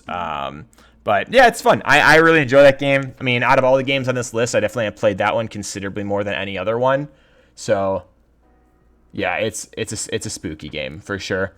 But I would still say it's a gateway game. Like scary wise, like if we're just strictly sticking scary, like it's a quality game, but like I'm not like screaming typically. Like I have to be really caught off guard to scream in a game sometimes. But I probably would pop that in like the C, B range, like scary wise. Like if it's, this game is probably like overall like in the A range for sure for like good games that you want to play, but it's just like it's not scary enough where I'd be like, oh, if you want to play a scary game, this is it. Like it's a fun scary game, one you can do with friends, fair price. It's like $30 full price, and it's one you can definitely get better at too, which is really fun. So versus like Left 4 Dead, you're just fucking shooting into a crowd and you can be an absolute dipshit and still be doing fine. So yeah, that's a fun one. I think there's a couple on here that I'm going to just kind of bundle it. Like, I already did The Forest, so we'll pop The Forest in here. Again, same thing. The Forest, Sons of the Forest, same kind of genre, base building, zombie game, like 7 days. Yeah, we were freaks. Like, in our core, I mean, I was probably one of the worst ones of our group, and, like, we were very good at WA, like, psychotically good. Like, some other fun ones, like, probably the lightest games I have on this list are Little Nightmares. Like I kind of popped those on there. I feel like I might have some younger viewers and like, their parents are like, oh, you can't fucking play any of these games. Like Little Nightmares is meant to be a very easy, scary game to play where the atmosphere is amazing. Like you're basically this little kid and there's some kind of like, you basically have like some kind of like mental illness and you're going through this story and all the adults to you are like very morbid and gross and like they'll eat you. And it's spooky in that regard because you're very helpless and you're very slow. And like it can be kind of graphic because they'll grab you and just like chop you in half or like just eat you or throw you into a pot and boil you immediately. But like you don't see any of that action happening. So it's like I think it's like the lightest. I can't think of a lighter scary game to introduce somebody into scary games that are like even the smidgest of scary. And it's cool because the third one's coming out within the next year, and that'll be co-op, which I think will be awesome because I genuinely really like the games. I like the storytelling. It's really cool. Like they're definitely like dark games. Like they start out usually very uplifting, and there's like gnomes and shit running around. You're running through the forest, and then turn the corner and there's a guy with a fucking shotgun just poof, and just starts slam dunking you, and then but there's not like graphic. Like you get shot with a bullet, you'll just like roll on the ground and die. In a lot of the cases, but later on as the story goes, it gets more like it gets more tasking in the regards that it's like it does get more eerie. Like that's the biggest thing is it just gets really eerie, but not to the point where it's like morbid. Like I remember there's a scene in one of them where it's like you're going through this town and like everyone working just 9-to-5 jobs. Like the whole town is very like gloomy, and like all the adults are like head down just walking into the factory. It's like, but then you're this little kid with a lantern, you're just kind of running away from that. So there's a lot of like imagery and like deeper messages in the game that I think is really cool that maybe a little kid wouldn't understand, but I still think regardless the game is really pretty and super fun. So I would definitely recommend it. It's definitely a good gateway game. Like I was hesitant to even include it because it's not terrifying, but I think it is very eerie. Another one that's right in that same alley is Bramble King. So these games are all very much the same. You're like a little kid. You're going through like some kind of story. The cool thing with Bramble King is that sorry, that's a train of thought. It's just super similar. Like it just kind of like functions in a similar regard. You're a little kid going through fucking story. The monsters are, I think the antagonists in Bramble King are way scarier because they're like,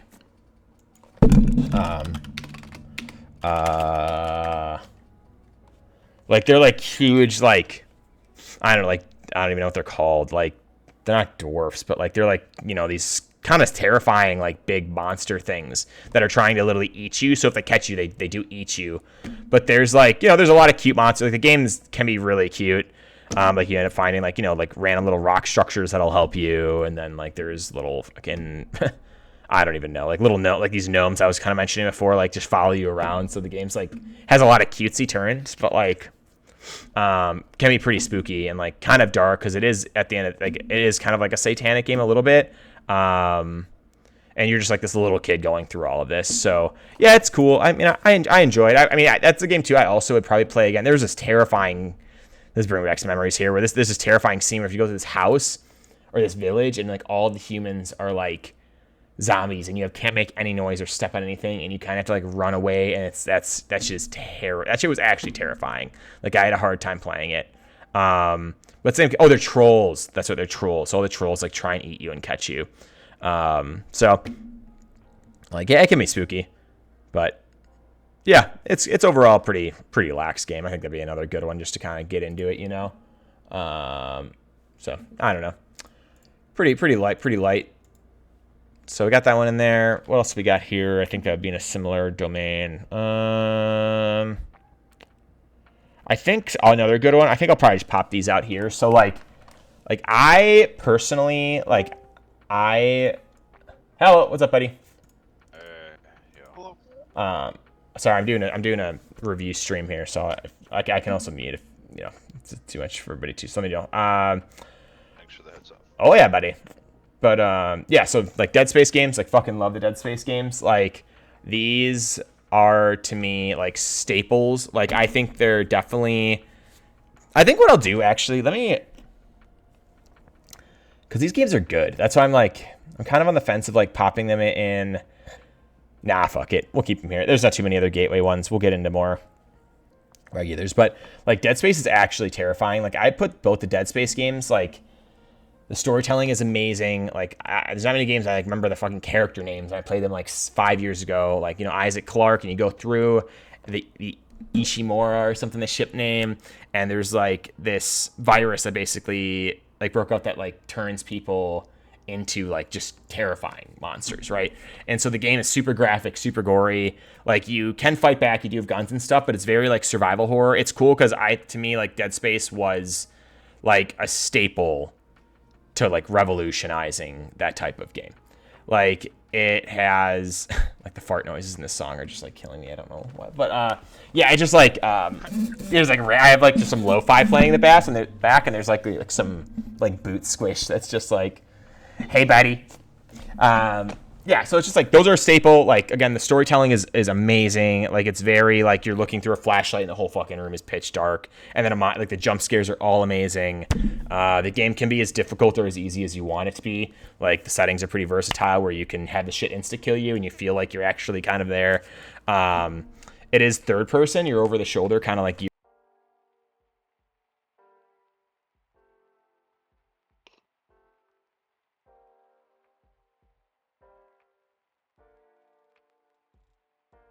And you know, it just kind of got more like run and gunny. There's a game it reminded like like Mass Effecting maybe a little bit in that regard, but just like not, it wasn't doing it for me because the earlier ones were so survival. So I think like I love the games. Like I think Dead Space is definitely like a world-class game. Like these games were unbelievable. Like they're games I would replay because they're super cool. Like I love the story. Yeah, that's true. Yeah, it had like, I mean, crazy UI, like the settings were amazing. Like it didn't feel like a game that came out fucking 10, 15 years ago. Like it, you know, and I played the remakes too, and like those were amazing. I think, am I trolling? There's only one remake. I think they only remade the first one. Sorry, but I played the Dead Space 1 remake and Dead Space 2 as well, and like, yeah, and they're just like, they're so good, they're so fun. Like it's just scary enough where I do think it could be like a gateway game. Like if you want to get into scary games, like. As far as games on this list, like a solo scary game, like this is probably some of the better ones that are on this list. There's a couple others that I'd recommend, but this is like definitely up there. And the story again is amazing. Like again, it's very like it's some people don't like the gore. I think the game lacks puzzles. I think the puzzles in the game are extremely simplistic, but the game's also super old. Like, you know, it was made for fucking PS2 and those like that PS3 sometime over there. So, yeah, so I think that's it's simplistic in that regard. The shooting's really easy. Like I loved him. I thought it was sweet. And then you end up, you know, trying to find your wife and the whole thing. So there's like some like love story, and then you end up realizing that you're fucking going crazy. And there's like a bigger picture thing going on with like some pillar that basically is like, you know, fucking evil and all this shit. So like an alien pillar basically that controls people and turns them and blah, blah, blah, blah. So really cool game. Definitely love those games. I would recommend them for sure. Another one that's very similar that I have here is Callisto Protocol. So I think Callisto Protocol, I fucking loved Callisto Protocol because it took so many facets of Dead Space. Like it was super refreshing to play it, but it also had like a random thought is I used to play a lot of like For Honor and fighting games where like if somebody came to hit you, you had to dodge the opposite way. And so I think that it just like really expanded on Dead Space because Dead Space is like you have a punch and you have a shoot and that's it. You know, like you fucking had to hit either of them or you just die. Versus like Callisto Protocol, like you have guns and stuff, and then when you're shooting something, it'll go for like a hit on you and you can actually like dodge it. So it was super interactive, and I fucking love that about it. Very similar story where you're on like, I think you're an engineer on some fucking spaceship, similar like just like Dead. It was Dead Space, but just like it added a fighting mechanic that was just like I think so well done. Game was super gory, just like Dead Space. Like there's 100 fucking death scenes you can have, and it just really expanded on a lot of things that like I think games haven't done. Like I've never seen a fighting style like that where it added a next level of stress where, like, Dead Space, I get hit 6 times, I'm just going to get pounded on, and I'm just going to fucking chop in half, or somebody's going to grab me and just fucking skewer me, versus, like, Callisto. Like, that would happen, too, if you got low on health, but, like, you could at least, I don't know, it felt more intuitive in that design, but I think the only thing Callisto Protocol, like, didn't do for me was, like, the storytelling was very, like, linear. Like, you're literally on this thing, you're on this mining thing, and you're just trying to escape. Like you're literally just like some engineer on there, and you were on some ship that was doing like transport. You're a smuggler. You end up learning, and then you crash land or get shot down. I can't remember if you get shot down or crash land on this fucking planet that has these monsters that like turn people just like Dead Space, and then you end up being like a fugitive basically. But you're also an engineer, so you're pretty smart in that regard too. So Yeah, so it's pretty cool in that regard. I love the game. It's Dead Space just has that nostalgia for me, where it was like kind of the pioneer of the industry, and then Callisto was kind of like, you know, a good Kroger brand, like an off brand of that in general. So I probably put that in like, it's definitely better than the C range, I think, for me. Probably like B range for me, because it hit all the same vibes that Dead Space did, and I loved that, and it was really refreshing and fun to play. So I'll pop it in there. Let me see. Unpopular opinion, I'll just knock that out real quick, is so Evil Within. That was one of the most recent games I played. Older game. I think it's like 10 years old. You're this guy, and you're Detective Schmiga what the fuck is my detective's name? I keep wanting to say Schmitty Wibben Jensen, but it's Schmiga Watson. Schmiga Watson, yeah, the corporate detective of the Beastcake stream. But anyway, you're a detective on this, and you go to this hospital that's just going kind of tits up. Everyone's fucking dead, right? So you get there, and it's, again, very old game. Like, it's very simplistic. The shooting, Shmiga Watson. Hell yeah, we love Shmiga Watson. Dude, that guy has so many clips.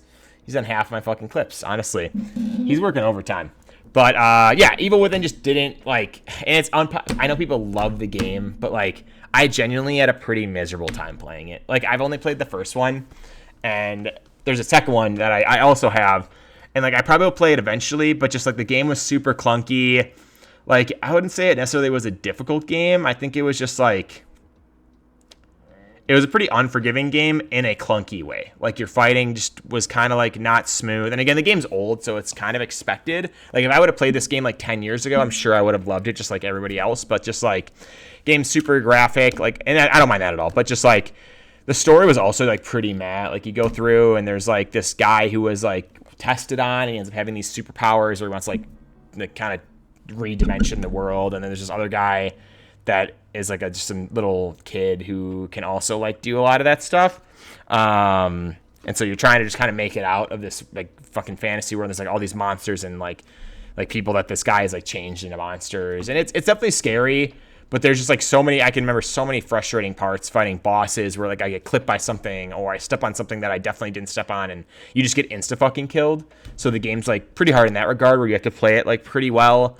I don't know. It really didn't do it for me at all. Like, I was really disappointed, honestly, in it. But, I mean, I'm sure everybody remembers that. Like, me being kind of like, I cannot wait to finish this game. And it's not even that it was hard. It just wasn't the most fun game for me, and it just wasn't my cup of tea, and I think that's going to happen. So, like, I think I'm going to pop that in, like, the C-ish range. Like, it's a good game, you know, in a lot of ways, but just, like, the bad ways were just too bad. Like, I don't think it's quite D range, like, but it's just not, like, it's very close to being in D range for me. But it's a good game. I mean, obviously, it's, like, it's free on Game Pass, too, so whatever, fuck around. You know, what else? I don't know. Like, the atmosphere is cool. Very stereotypical. Like, you're going through a hospital, you're going through, like, you know, apartments that are all broken up and beat down. Like, all the monsters are all, like, villagers and patients that are, like, kind of, like, zombified, that have weapons and guns and random shit. And, you know, you have to look for all your resources, make everything.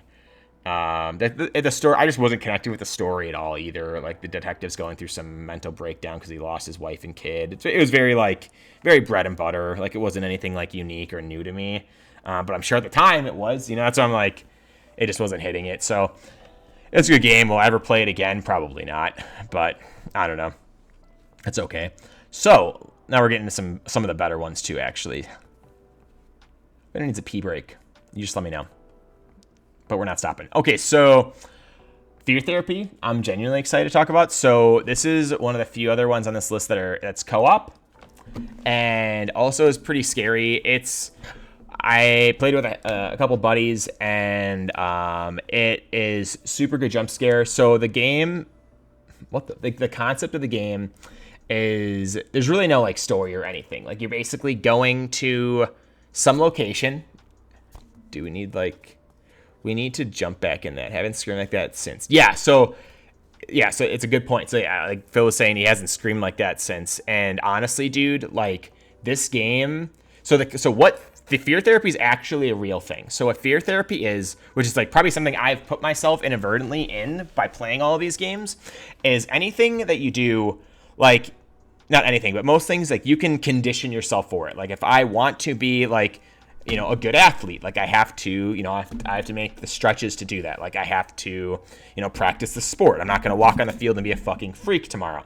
Like there's different, pretty sure my voice was hoarse the next day. Yeah, like I'm not saying it's not a scary game. The game is fucking scary. Because what happens is the game is conditioning you to scream. Like the game is basically, it's exposure therapy. Yeah, that's exactly what it is. Sorry. Just beating on the fucking, what's the words I'm looking for? But yeah, the game is just trying to condition you for fear. So the jump scares were all very strategic. Like they were trying to like push you out of your comfort zone with all of them. Like very relentless jump scares where they would take up your whole screen and they'd be so random that you wouldn't know. So the whole point is like you go in with your buddies and there's no story at all. Basically, you're looking for all of these items in this mansion or wherever you are, and you're trying to like basically banish this demon or something. So it was really cool. And then every time you spawn in and play, like it's very randomized for everybody. Genuinely a scary game. Like I have some clips on there in the first. It's like the game is kind of derpy, like with the characters and everything, but like the jump scares like make up for it because they're so loud and like piercing and like very random. Hey buddy. So I genuinely, I love the game. Like I think it's very fun. It's super, I think it's a pretty cheap game. Like I think it's like $10 or something around there. So I've definitely gotten my money's worth from it. Like I would for sure recommend anybody like who wants to play a good co-op game with friends to play that, because like it is actually a scary game. Like, and it's one you probably could play by yourself and get good at it. Because the thing is like that's the replayability. Yeah, I know, Star. They're all gonna be pretty scary games, buddy. Is the maps are randomly generated, you know, so like where the items are, everything is you have no idea where they are. So it adds the replayability. Like, would I play it necessarily by myself? Probably not. I probably play it with friends, honestly. I think it makes it way more fun. It's kind of like the Dead by Daylight treatment, where the game, like hearing your friends scream makes the game way more fun, you know, because like, you know, misery loves company kind of deal. Like people laugh at other people's, you know, misfortune in regard if it's, you know, playful and whatever. But I'm not a piece of shit. I'm just saying, like, I used to be. No, I'm just kidding. But yeah, so yeah, I just love hearing everybody scream. It's super funny. It's super fun. Like again, it's one of those where it'll definitely tickle your fancy. A great game to play like around Halloween. Again, if you want like a co-op scary game, there's not too many good ones that I know of. And this is definitely one of them. So I don't think this is quite a gateway one. Like it is a gateway game, but I do want to rank this one because I think it actually is genuinely scary. I probably would put it somewhere in the B, C range. I think I'd lean towards a C range just because there's no, like, let me check my list here. I'm like leaning just because, like, again, there's no story, there's no lore. Like the puzzle is basically finding everything. Like some of the replayability is lacking because there's 3 maps. There's no looting, no base building. So the game's just in a lot of earlier dimensions of its lifetime, but like it has a lot of good things going for it that I think can be really good. So I think that what makes it fit for a C range for me. In that same kind of scope, I did put Phasmophobia on here. Again, fucking amazing co-op game. The audio is amazing. The game's actually terrifying. I've played it in VR by myself, you know, with the fellas in the room, and I am just dripping absolute buckets. The game has a really good way of, like, you walk through the door and you just feel that like whoosh, where it's like you're basically ghost hunters and you're going through your house and you're trying to figure out what ghost or demon, like, yeah, puddles of sweat. Like you're just waiting for something to happen and you're trying to trigger this demon to figure out what it is without you all basically dying. So we had a rule of thumb where it was like, you know, nobody can leave unless you're the last person alive. So, like, because what happens is the demon will, like, lock the doors. They'll close the front door if it's in, like, pursuit.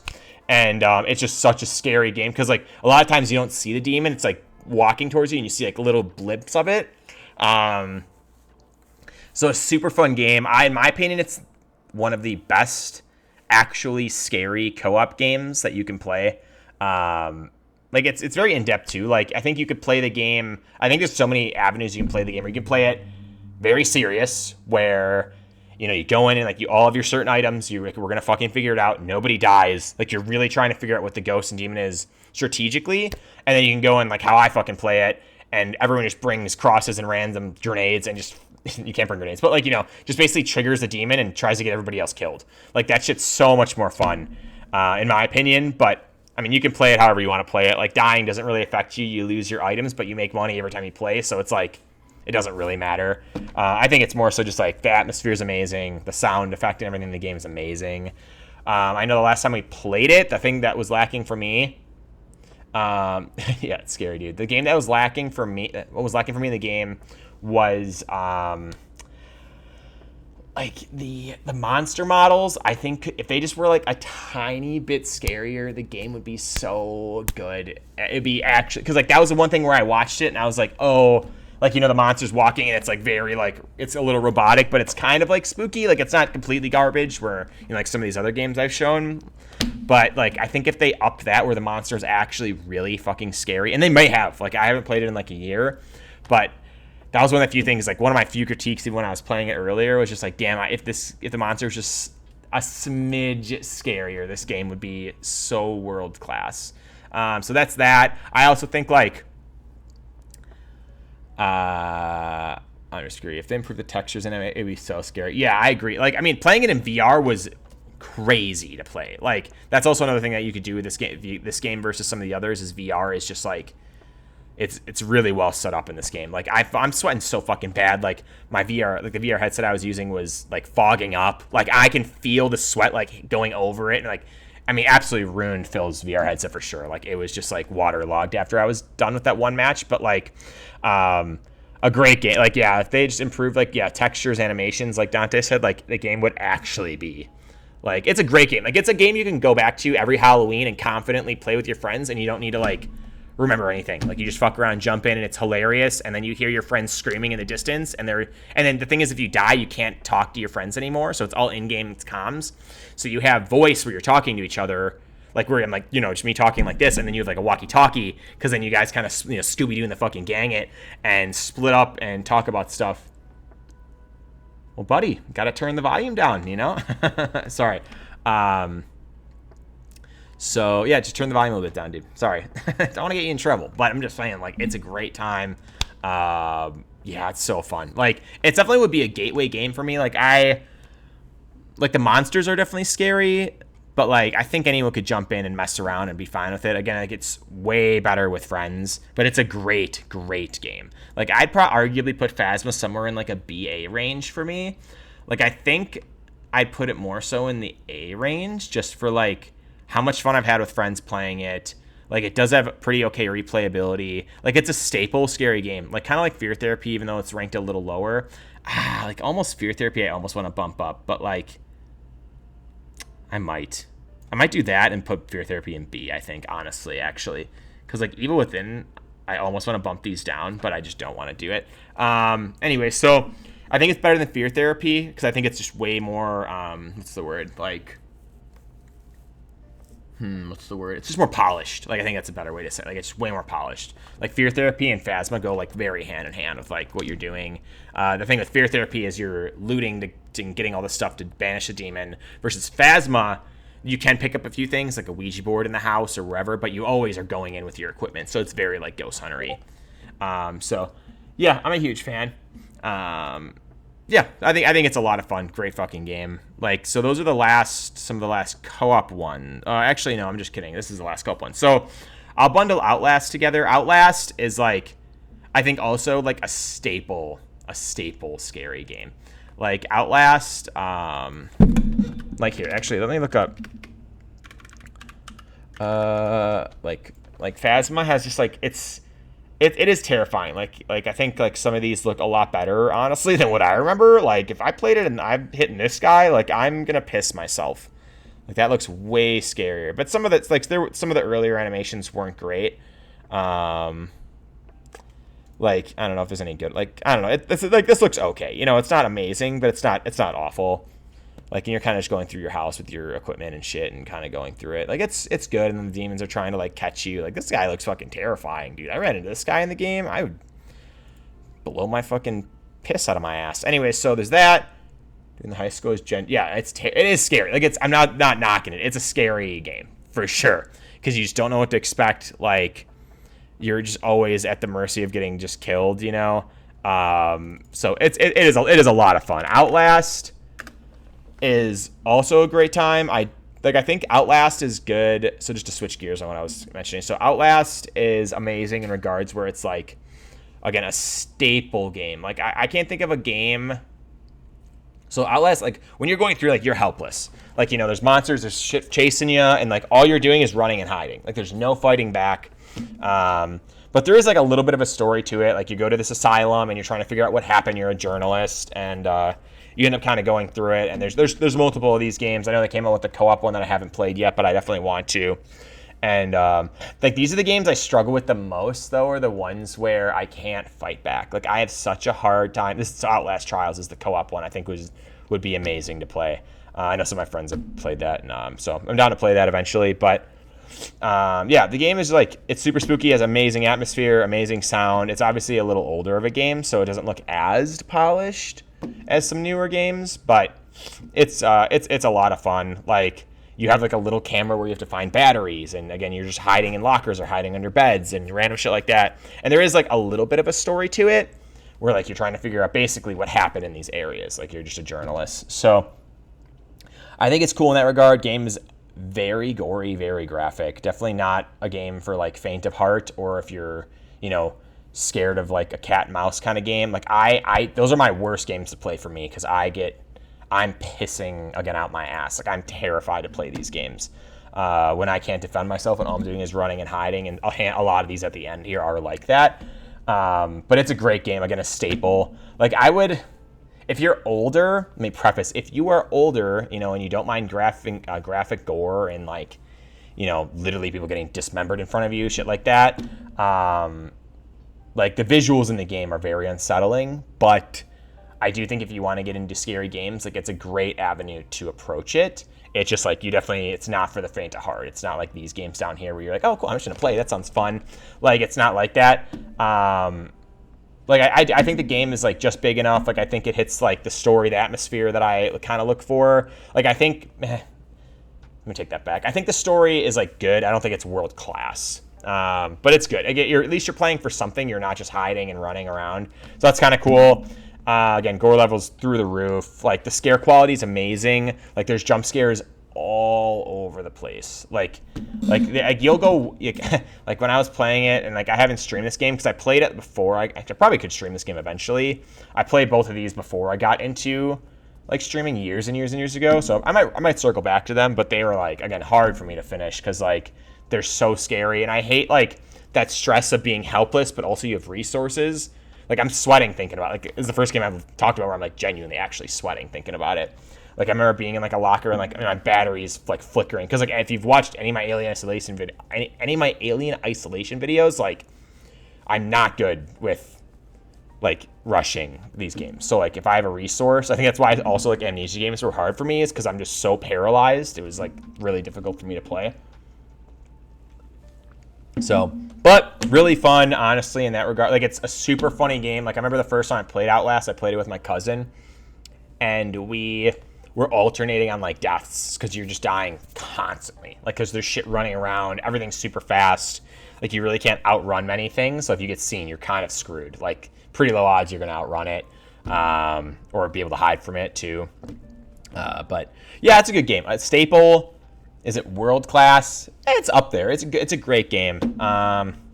Where would I place it? I think I would probably sit Outlast like it's leaning towards like I don't remember playing Outlast and being like, wow, I fucking am not having fun. Like, you know, like at least like at some of these points in like the C range, like there was a point I hit where I'm like, I don't really want to do this anymore. So I'll probably pop these in like the B range, I think. Yeah, I think that's like a pretty fair say. Honestly, both of them just right there. All right, we're getting to some of the juice here. We're getting some of the good juice. So, let's see. I could talk about maybe the Resident Evil games. Those are pretty like, you know, unanimous. So I played a handful of Resident Evil games. Like when I was growing up, I played the first one, like the super fucking old one where the camera's in the corner of the room and shit like that. And so I was like, yeah, dude, I'm stoked to play. I never played any of them besides that one before I started streaming. And so, like, I played Resident Evil 2, 3, I played Biohazard. I skipped a couple just because, like, I heard they were more like run and gun. They weren't like survival horror anymore, which I wasn't really looking for. I played Village, just to kind of dive into each of these. Like, Resident Evil 2 and 3, like, they, like, really revolutionized, like, the scary games in general with, like, the monster that's chasing you, like, you know, Mr. X and the Tyrant, and, you know, just being, like, that sense of helplessness, where like a handful of these games also have that antagonist where you can never defeat them. You're just running and it's always chasing you. And a lot of these remainder games have something like that, which makes it a lot more difficult to play. But at least you obviously have like, you have guns and you have things to defend yourself, but it's very like limited. Like I have 5 bullets, you know, and it takes 5 to maybe kill a zombie if I get cornered. So it's almost worth taking the bite than shooting it sometimes, you know? But I love the stories. Like the atmosphere is always cool. It's very like it's super chill. Like you're kind of just like, again, trying to avoid everything. You're not typically directly fighting anything, which was kind of cool. Like you could if you had to, but you probably shouldn't because you don't have a lot of resources. Again, the stories were amazing. Like you're going through, you know, in each one of these and you're like some person, like maybe I'll do like 2 and 3, like you're, you know, either or of these parties and you're going through this town, like the Umbrella Org or whatever it was called, where they released this virus. And you're trying to figure out like what happened, like how can you prevent it and like stop it basically. So they were really good stories. Like again, super, super fun to play, like very terrifying, very spooky, a lot of good jump scares. Like so many moments where it was just like, I never got to a point where I couldn't play it because it was so scary that I remember, at least for 2 and 3. So, but they were great games. Like definitely like those, I think 2 and 3 are like very, honestly, like any Resident Evil game, like I would 100% recommend for somebody who wants to like actually get into like a pseudo walking sim / like actual, like survival horror game. Cause 1, they like revolutionized that type of game. And then 2, like they fit kind of however you want to play it. Like you can make it way more difficult. Like you can make it where you find a shit ton of resources and, you know, you have to worry about it as much. But between the story, the atmosphere, the sound, everything, like really painting a picture for you is like just world class. Like I don't think all of these are in S range for me personally. Like I think and this is unpopular, but like, you know, I didn't grow up playing 2 and 3. I played 1 when I was a kid. My nose is so itchy. I don't know why. But like 2 and 3, I played as, you know, the remakes as an adult. Like I haven't played 4 yet, which I want to play really bad, and I will eventually. And I heard it's amazing, but like it doesn't have that nostalgic impact for me. Like it was fun to play. It was cool. Would I replay it? Probably not. At least 2 and 3. So like I think these are gonna comfortably sit in the B range for me. The thing with Biohazard actually was a fucking terrifying game. Like Biohazard was really hard to play. Like you're a lot more helpless. It's first person, which is way different than 2 and 3, obviously, right? Because it's third person, Gears of War style for those. Like way more eerie of a place. Like it was just like the storytelling was awesome. Like you go in this house and you're trying to find your wife who was going there, I think for some reporting or something. I'm blanking on that part, but you never heard back from her. No idea where she is. No one could ever find her. And you go there and try and find her, and basically it just goes like tits up. There's this cannibal family living there who all have like that virus that basically makes them like regenerate, and then you also have that virus eventually that you learn. So it's just like such a good story. Like the whole thing was super compelling. Like I was super enthralled, crying in a corner playing these games. Yeah, I mean it's really scary. Like Biohazard, there's time, like I have so many videos, again, on my Twitch, you can check all those out. I clipped all of them, where I'm just top of my lungs screaming. So like it was I feel like one of the first scary games in like my scary game career where I was like, this is sick. Like this is when I think about sitting down Wednesday, Thursday, 7 p.m. Spookfest, midweek Spookfest, which I also need to probably make an announcement for. Like it is just so, like it is what I think about playing, because it is just like I feel like just a core scary game.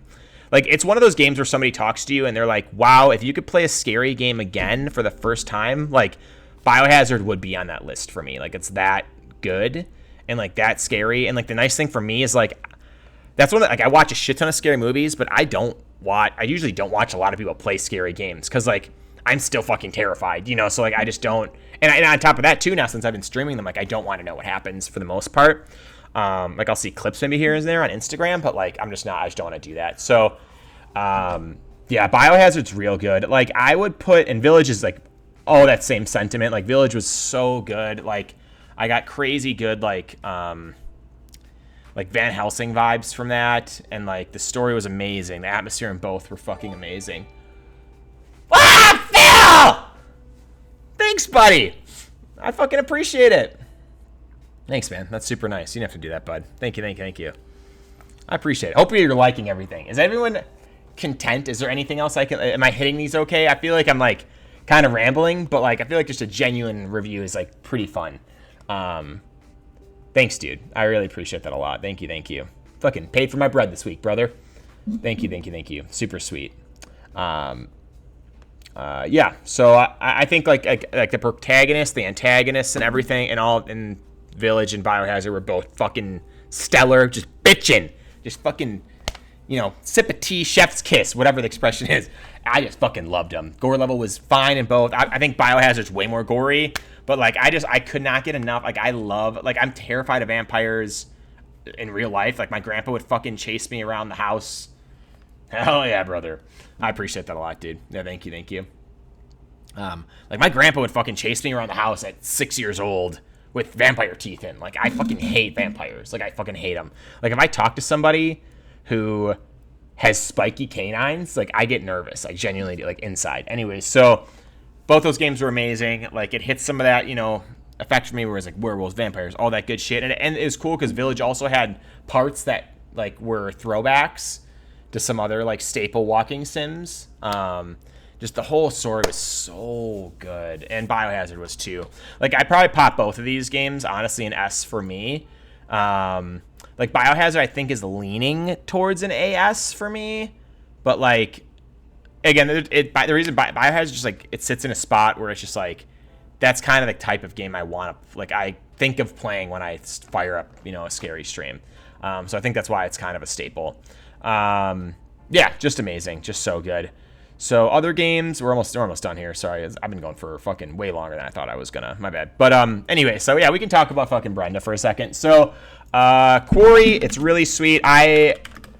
A similar game that came out to this was Until Dawn. Until Dawn was, which I also I didn't play, but that was one of the few games I did watch because I didn't have a PlayStation at the time when it came out. But basically, the concept of the game is you're this group of kids and you're in this fucking town or whatever. And you had two friends that went missing, and you're going there as like kind of like a vacation to kind of maybe see what happened and whatnot. And the game is very decision based, which I think is super unique, super fun. The game starts out like very like teen fucking movie. Like I remember playing and like obviously people in chat were like, "What the fuck is this? Like this isn't scary at all." Like it really wasn't. And then it ends up just like Brenda. Yeah, it ends up just fucking going absolutely tits up like really quick. And I love the concept like. The concept of the game, again, spoiler alert, is there's like an Indian folklore where if you committed cannibalism in like basically on any like Indian ground or whatever, I don't know it to a T, but you would turn into a Wendigo, which is basically this like gangly wolf-like monster. And you turn into basically this, and you're just fucking nuts, like literal werewolf, you know? Oh, this is literally the scene. Brenda, I got that scene. Lamau missed the shot. Sorry, B. And so that kind of happens. Like they're very scary. The game just went crazy. Oh, that's Until Dawn's Wendigo. Sorry. But yeah, so it was just really good. Honestly, the story was super fun. Just really good concept. Everything was great. I mean, I think the game for me started off too slow. Like it didn't quite have the. Again, it started like teen movie. Like I was playing. I think I played for literal hours where I was like, this is not doing it for me anymore. And then it eventually picked up at a good time. But I think the casting was all really good. I think like the storytelling was all really good. The atmosphere was awesome. Like I love the decision-based games. Like I really want to play some of these again. Like I really, really enjoyed it. It's a very unique concept where it's like, you know, like there was one where like, I don't know, like one of these two girls was in like a hallway and it's like you hear, so Wendigo can mimic Total Babe dies from literally the worst shooting skills ever. Yeah, well, I thought I needed to hit a headshot. I guess not. Oopsie. I still think I might go back and like fix that scene because you can go back and like go back to chapters and fix them. It might be a move I might do on stream just to like quickly just, you know, remedy the whole situation. Because like Brenda was the only person I was trying to keep alive just because like, you know, Sweet Life of Zach and Cody. I'm not into Brenda by any means. I'm not just saying that. I don't think she's just not my type. But like, but I was like, dude, Sweet Life Zach and Cody, like this bitch got to survive. And I think on my playthrough, everyone else lived who could live except for her. So that was kind of funny.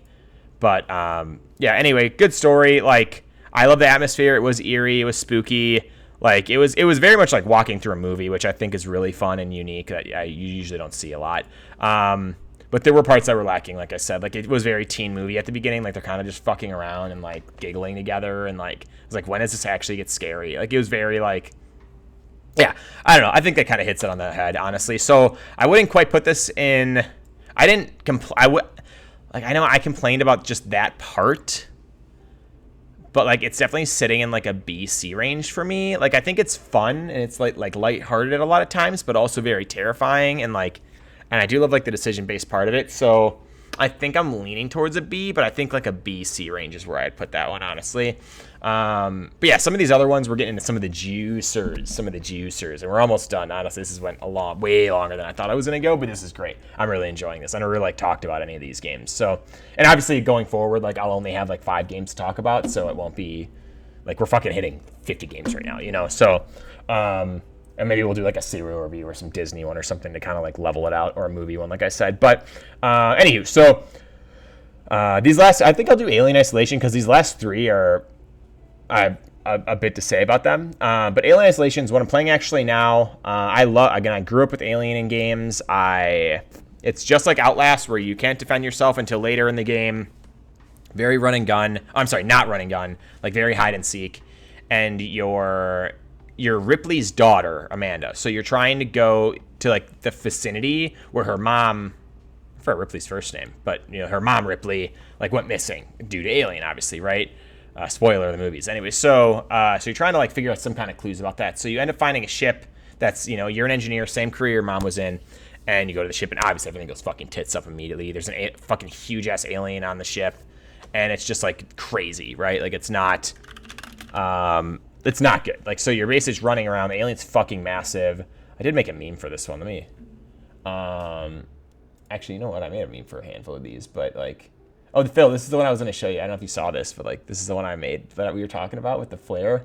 So, like, you're basically, like, trying to, like, fucking... I fucking love that picture. I appreciate it. yeah, fucking... It's so fucking funny. Because that literally happened. I just sprinted from her one time and just got skewered. But yeah, so the game's like super fun, super like it's a good time. Like I'm taking a long time because it's pretty crippling, like how scary it is, and like the alien's fucking 8 feet tall. But it's definitely hard to play in some regards because you're just fucking helpless, you know. Like you're going through these areas and the alien is constantly like surveying for you. So it's I think it's a lot more. It as well as this game also is like rated one of the smartest horror game AIs like ever. But it's the same concept as like Mr. X, you know, Tyrant, all that good shit. But like it's a great game. Like, and very nostalgic for me. It's, I think, a little relentless where like the alien will just like sit outside your fucking door for 10 minutes. You know, it's like, what do I do? Like you kind of have to wait for it to move on. And it's so easy to like trigger some sound cue where it like alerts to the area. And eventually, like sometimes it just will just keep like looping. So there's times where like in a lot of my videos where I'm fucking sitting in a locker for 10 minutes. So like there are some gripes I have with it, but like, again, very nostalgic. I've had a lot of good clips, a lot of good, like super good jump scares. Like it's very sci-fi eerie. They do a great job of hitting like the movie, you know, like there's the, like the, what are these called? Synthetics, like the robots walking around, like just like the movies, which is really cool. Like they hit that, hit that really well. So it's a good game. Is it, again, like it's one that was recommended. Like I don't think I'd list it as world class, but again, I just don't particularly love games where I'm helpless. Like if somebody likes that type of game, like I'm literally fucking 40 hours into a 15-hour game, and I literally have think I'm like 2/3 done. Like I'm not close to being done. So it's been kind of grueling to kind of get through it, but I do like the story, and I have been pretty enthralled with what's going on and what's going to happen. Like I'm invested. So it's a great game. I think I'd probably sit it. Like the thing is, like it doesn't really have any replayability for me, honestly. But it is very nostalgic, and like I think the puzzles and the Easter eggs are really cool. It's a hard one to place, honestly. Like if it wasn't Alien, like if I was playing a game and I just did all that describing and it wasn't something I grew up with, like it would for sure be like in the B-ish range for me. Like I think I'm still gonna sit it there personally, but it's close to an A. Like it's not quite an A for me. Like I think it's pretty relentless, and it's just like sometimes I'm just sitting there. There's a lot of idle time, which is just like kind of, obviously not fun, like not the most fun for me, not the most fun for you. But it's a great, well-made game. So that's that one.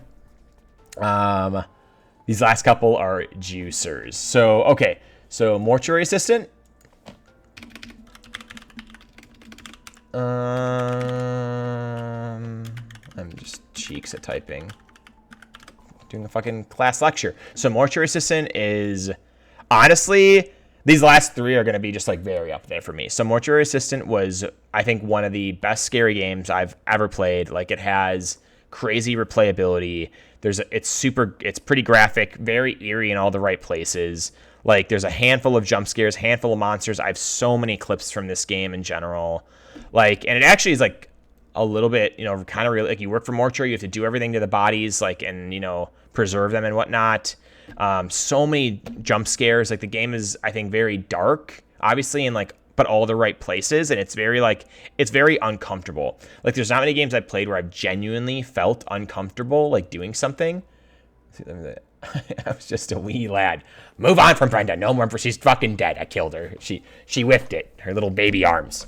I know, I love Brenda. Yeah, it was mortifying to see her get eaten. Like actually, like that literally hit me so far in the childhood. I might never recover. Like I literally, when I watch Sweet Living Zack and Cody with my kids in the future, like I'm literally gonna think of that scene forever. I think like, wow, I love this show. I used to watch this, and I'm literally gonna think of her held by her leg, just getting fucking turkey legged. You know what I mean?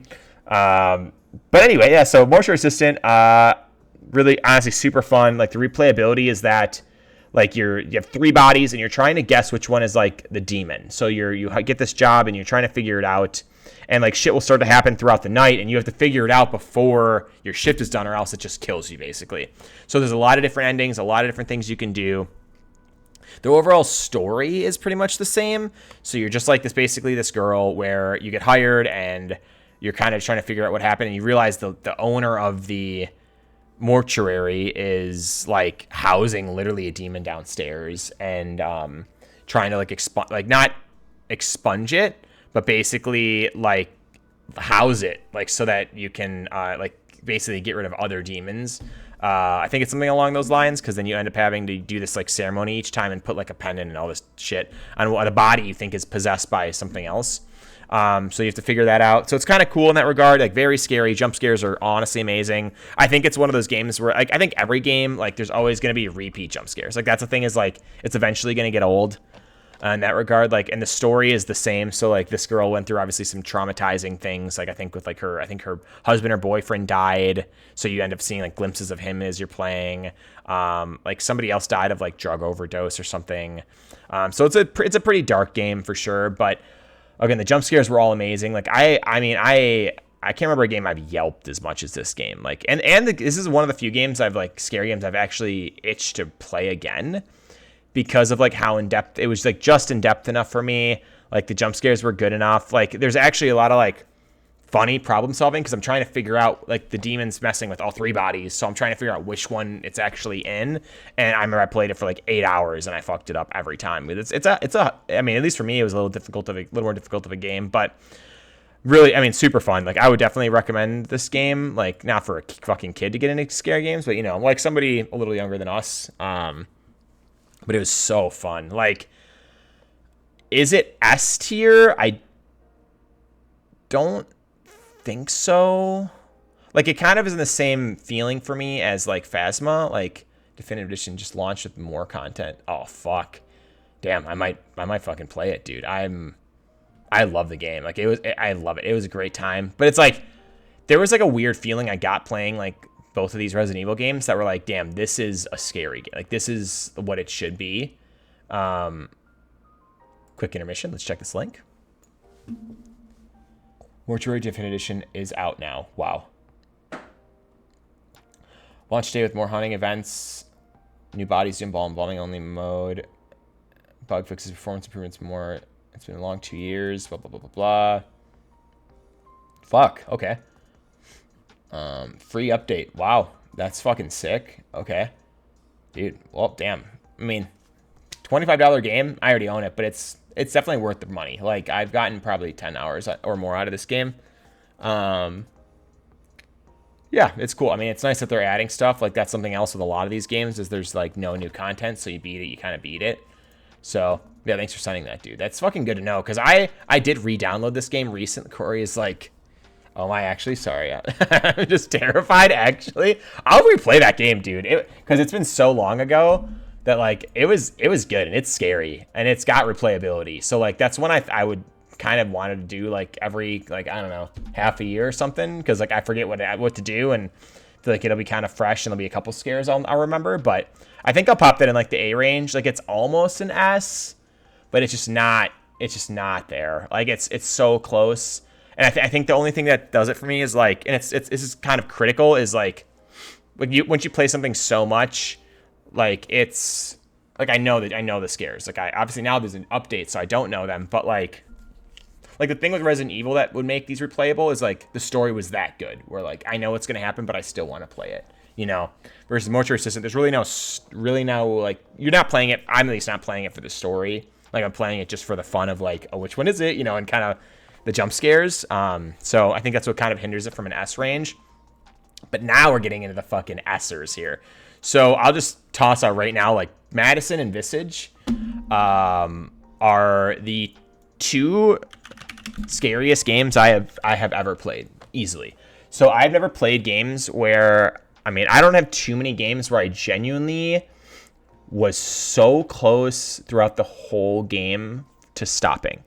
Like the games were so scary. We'll start with Madison because I think that'd rank as like my number 2 of all time. But Madison was just like, Madison is very, very dark. Like it's again, very like satanic, very dark, like very gory. You are, you know, the game's very dark lit and you have basically a Polaroid camera that will either like change scenes. It'll change like what you're doing. And like, again, very, very dark game. Like not one for like, you know, the faint of heart. Definitely not a gateway game by any means, but like I remember like looking at all these pictures, like there's so many funny fucking moments of this game where it was like just crazy good jump scares. Like super good. Like, see, the pictures would typically change certain things in your environment, and that's how you would kind of maneuver through, which was I think very unique. It was just so cool.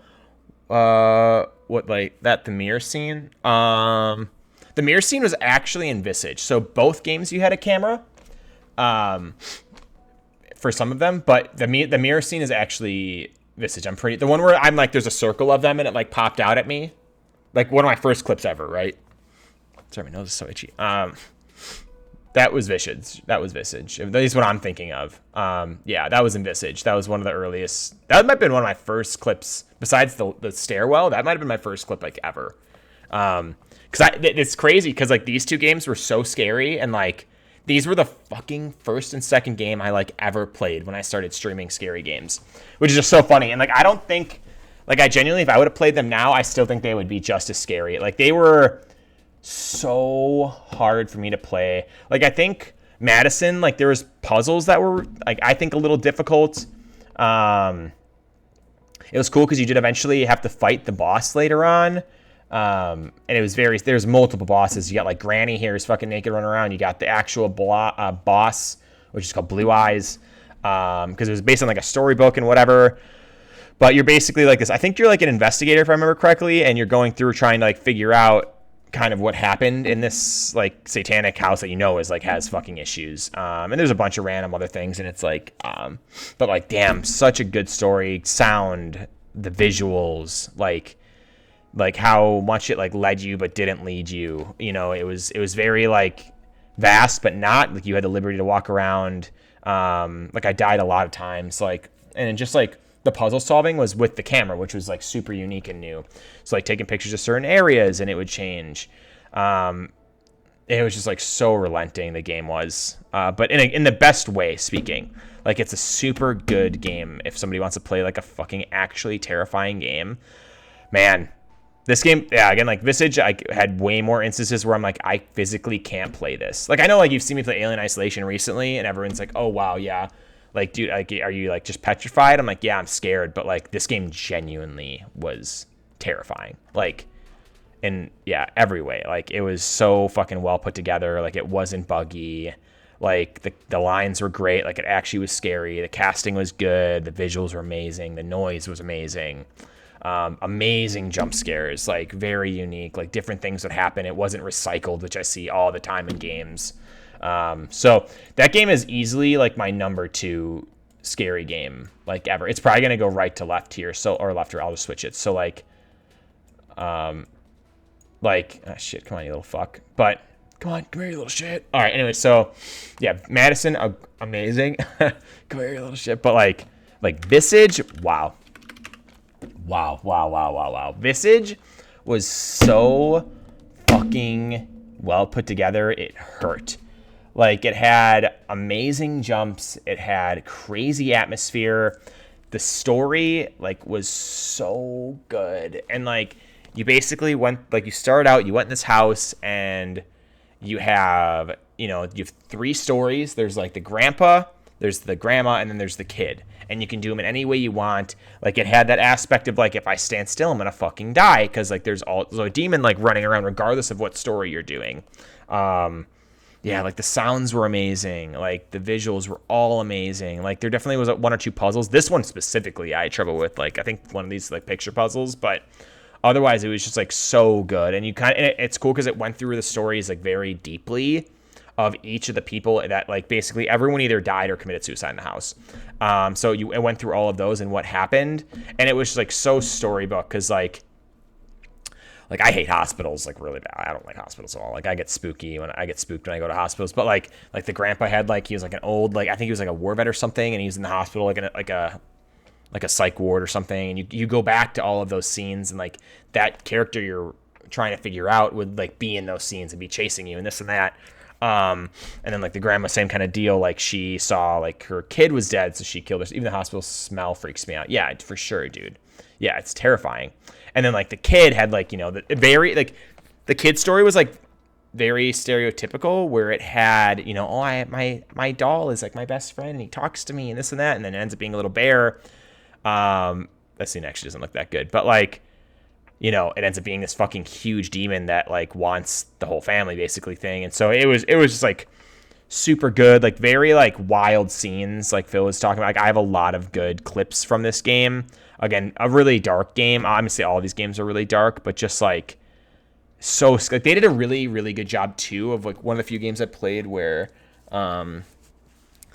like they had triggered jump scares depending on like where you were, what room you were in, where it wasn't like the alien just sprinting around and just finding you and then you get jump scared. It was like if I go in here and like if I look in the mirror, like I will get a jump scare when I turn around for sure. Like things like that. But it was random, so I'd do it 3 more times and it wouldn't happen. And the jump scares were very different, like very unique. Yeah, it's just like such, and like the scenery was great because like each area you went was very like fucking and mess with your mind, and it would like be very different. Like for one scene we'd be in the house, super like chill, whatever kind of old like house, and then the next scene we'd be in like an infinite stairwell, a fucking hallway that would spin. We'd be in a hospital, we'd be in like a fucking park, and you're just like it would like it made the world feel a lot bigger than it actually was. And it was just so cool to see because it really kept you on your toes because like you go into this game and you're in this little tiny dinky little house, like little 2-story house and in a basement, but like there's like a couple rooms and you could sit in the main lobby and you could see the whole house. Like it wasn't, but then the game would like expand like so well, like depending on whatever story you were doing and whoever you were impacting story wise. So And like just so many scenes. Like one of my favorite clips ever, and I'm sure like Jeff's as well, is like in this exact scene because like lighting was crazy. You had like a little thing and you could turn on certain lights, but the demon, if it got close, it would like mess with the appliances and different things, and you had like a tiny little flashlight. And you couldn't fight back. This is like a cat and mouse game, but it wasn't relentless. Like that's one thing I like really appreciated about it, was it wasn't relentless. Like I would die here and there, but you know I'd have done like a 10-minute, 20-minute stint where I wouldn't die and I could actually fucking play the game. Just so many setup jump scares that were so like well made. Like just a random blanket hanging there, and you're like, well, it had nothing to do with the story maybe or whatever, and then you turn the TV off and the blanket would fall. Like just super, just I don't know, really cool, like almost nostalgic, like Poltergeist vibes. Yeah, such a good one. That's easily my favorite scary game I've ever played. Easily, it's not even close. Like Visage Madison Village, and Biohazard. Like these are all, like definitely my favorite scary games I've ever played. So, yeah, dude, so good, so good. Yeah, I had so much. I mean, I had so much fun with it. Like it just was like such a good time. But anyway, I'm gonna download this. We're gonna scoop this for another later date.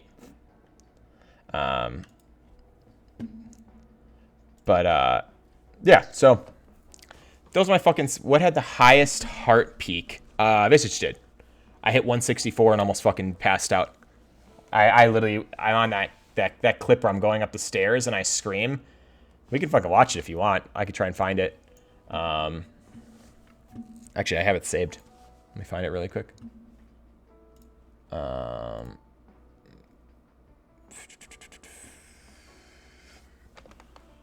This one here.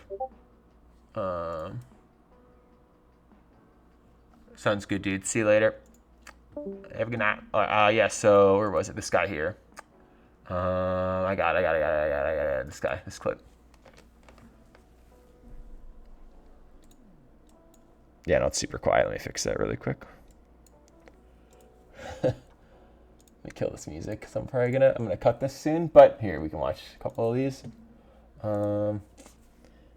Yeah, so like this is I'm curious. I don't remember exactly. I'm playing Visage. Ah! Wow. Just like shit like that, like so many setup triggers that were just so good. What did I hit in this one? I think I was in the 150s, 160. 150, 160 is like the highest I've ever gotten. Like look how red I genuinely almost passed out in this scene. It was that scary. Oh, my. Like if I hit 140, I'm not good. Oh my god. What was I, 142 here? Oh my god, I almost. Like we don't have to actually laugh the whole time, but like I literally, this scene was hard. Like I almost actually. I almost just fucking passed out. Oh, we're still climbing. Like my heart's literally a nuclear beating. I honestly almost just blacked out, bro. 152. Can someone clip that? 153. That's the best one I think I've had. That's pretty high up there. Like I can't remember the last time I hit something that high. Like that's, yeah. Once I hit like 140, I'm definitely fainty. Like, but I think that's the highest I remember. I thought I hit a 160 or one time, but like I think like 150s is like the highest I think I've ever gotten. Madison also had some spooky ones, but yeah, holy shit. Here, let me definitely really quick 1 second. But yeah, dude. So it was a good time. It was a lot of fun. What did you guys think? Hopefully it wasn't too boring, too mundane. I honestly had a great time. I think that was super funny, super fun. It was cool to kind of put everything into like perspective, you know. Yeah, I mean, or if there's any other like reviews you guys want to fucking see, I'll sling some shit. I'm looking for some, you know, I want to do some extra content too, especially because like these I can do outside of my normal schedule, and that's kind of what I was mentioning a little bit ago. Is like I'm pretty much going to be working like almost 7 days a week, starting in like a week. So I appreciate it. Yeah, I'll pop this on the tube. I might do like maybe some scary movie ones. They don't all need to be fucking 2.5 hours. Like this is like every game I literally have ever played. So obviously the next ones will be a fraction of that, but I think just maybe still as good. But yeah, any feedback, like feel free to like you can message me or pop it. I'm gonna put this on YouTube, so like anything in the comments, you know, or all that good shit, or what kind of reviews you want to see. Edit it. down for the YouTube vid. Yeah, that's fair. I could. Yeah, how do I want to do that? My mouth something. Yeah, I'll have to think about how I want to approach I might just upload it at first and then maybe do some additional edits. I don't have too much time coming up to do as much edits as I was doing, unfortunately. So we'll see how it goes. Like maybe I'll do some movies here and there. I was looking into like Phil mentioned, like some trending games, trending whatever. I don't know, just some random shit like that. Even some fucking stupid ones. Like I would do like a Disney movie review. Like I don't care. Like I think those are hilarious. And obviously they'll be like a little more like, I won't go as in depth. Like I think I genuinely wanted to like paint like a good picture of these games or food. I do love to eat, but hopefully everyone's okay with just learning about potato salad. That's all I eat, that and PB&Js. So yeah, hey, ask PB&J and then A, potato salad. Thanks for watching. But yeah, so I could do it. I'm down for whatever. Like I think these are random LinkedIn profiles. Dude, I fucking hate LinkedIn, bro. It'd be so funny, actually. Like, maybe I feel like I could get in some good trouble for doing that. Like, just like, dude, I don't even want to get into that. But like, yeah, it's such a glazing competition on LinkedIn. It's crazy. It's a wild platform. If I didn't have to have a link, I would never have one. It's so sickening. It's so sickening. It's everyone just glazing each other. There's like a really good meme for literally what LinkedIn is. Let me find it. I think of it all the time. It's this one. This is literally this one here. Probably shouldn't show this, but whatever. Like this. Oh, 1 second. I know I'm full screen. Sorry. This the entire LinkedIn community. It's literally exactly what I think about whenever I think of LinkedIn. I think of this meme. Like it's just fucking nuts. Painful to think about, but it is what it is. It's so fucking cringe, but yeah, some good fucking reviews. Yeah, I'm down for whatever. Keep me posted. I think I'm not sure what I want to do next. Like maybe a movie review might be kind of fun. Yeah, just do some new content too, because I think what I'm going to try and do as well is like the movie reviews or shorter ones. Like if I do a single movie, like like some threshold, like if I can get it under 10 minutes, then I can put it on like TikTok, versus like this video is pretty much only going to go on YouTube unless I like clip some things, but like it's gonna be hard to clip it's hard to clip a 2.5 hour video, especially about the same shit. So yeah, so we'll see. Damn, fucking itchy nose. I feel like I have a bloody nose. Kind of worked up. I'm gonna talk for fucking 2.5 hours straight. But anywho, no, I appreciate you guys watching. I mean, it's cool. Again, I'm having fun having some other content. I think that makes it a lot more fun. So, I hope you guys enjoy it. Honestly, like, 'cause again, I fucking love it. I'm gonna be sad I won't be able to do it as much coming up, but obviously when I get what I'm gonna try and do since I'm working, like I might have shifts in the morning and then I might try and stream at night. But I think confidently I can say I don't think I'll be able to do the Wednesday, Thursdays anymore. Pretty much.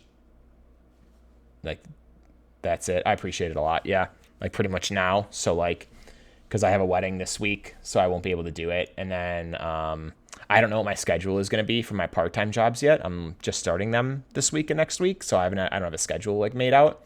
But hopefully, I don't know. And the thing is, like, I don't think it's going to be consistent either. Like I might not work a Monday night, and then next time I'll work, I might not work a Wednesday night. So I think what I'll do is like I'll just try when I know my schedule. I'll just try and schedule at least a night. I want to try at least do a night a week if I can.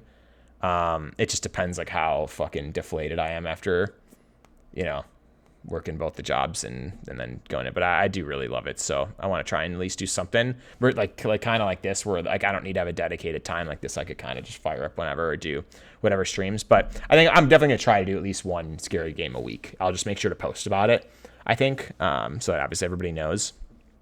And they'll be recorded anyway. So that's like, they're recorded for 15 days on Twitch, and then they're also on YouTube forever. So, if you can't make the stream itself, like there's no harm in that. It doesn't offend me whatsoever. Like, 'cause I know a shit ton of people that can't make the streams and they prefer to watch the recordings because they have fucking, they have you know, I don't know, family and kids or whatever, you know, like I have buddies that like, they're like, yeah, I got to put the kid to bed tonight. And I don't know when I can fucking watch it, you know, literally. So yeah, so I'll try and do something throughout the week, but yeah, this other content's kind of nice because it kind of switches it up a little bit too. And at least there's something else to really watch, which I think is kind of fun. So, but anywho, yeah, what a great time.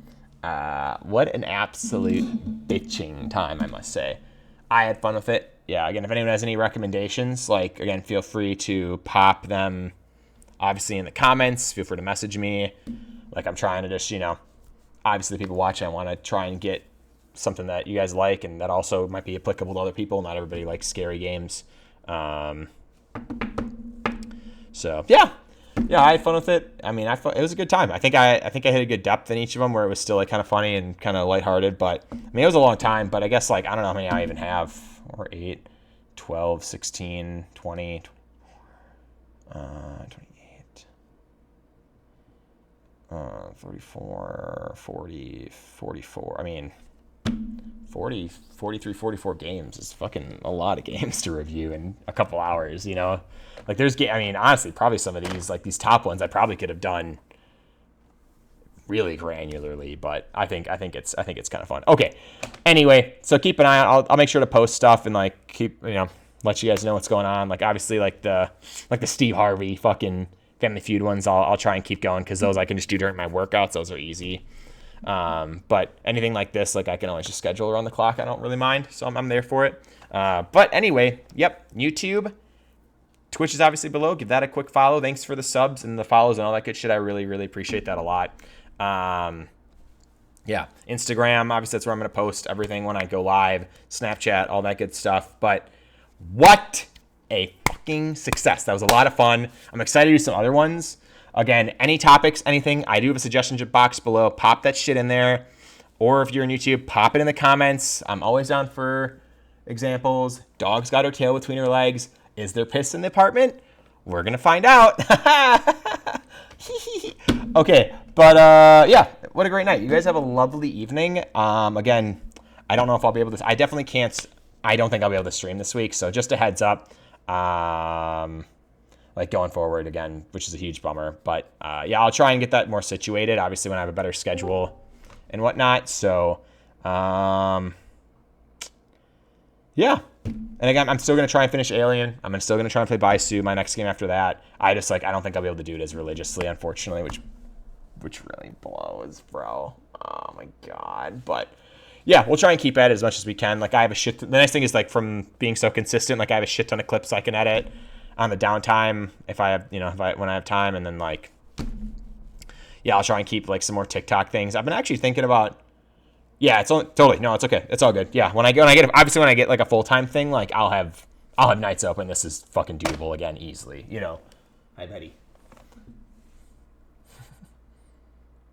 But yeah, so yeah, but yeah, fucking tell a friend, tell a family, tell somebody about this shit. You know, get me off the streets. But it's been a pleasure, gents and gals or whoever. You have a lovely evening, you quarter doodles, and you are appreciated for your time. Have a lovely evening. I'll talk to you guys soon. All right? Adios. Have a good night. Bye.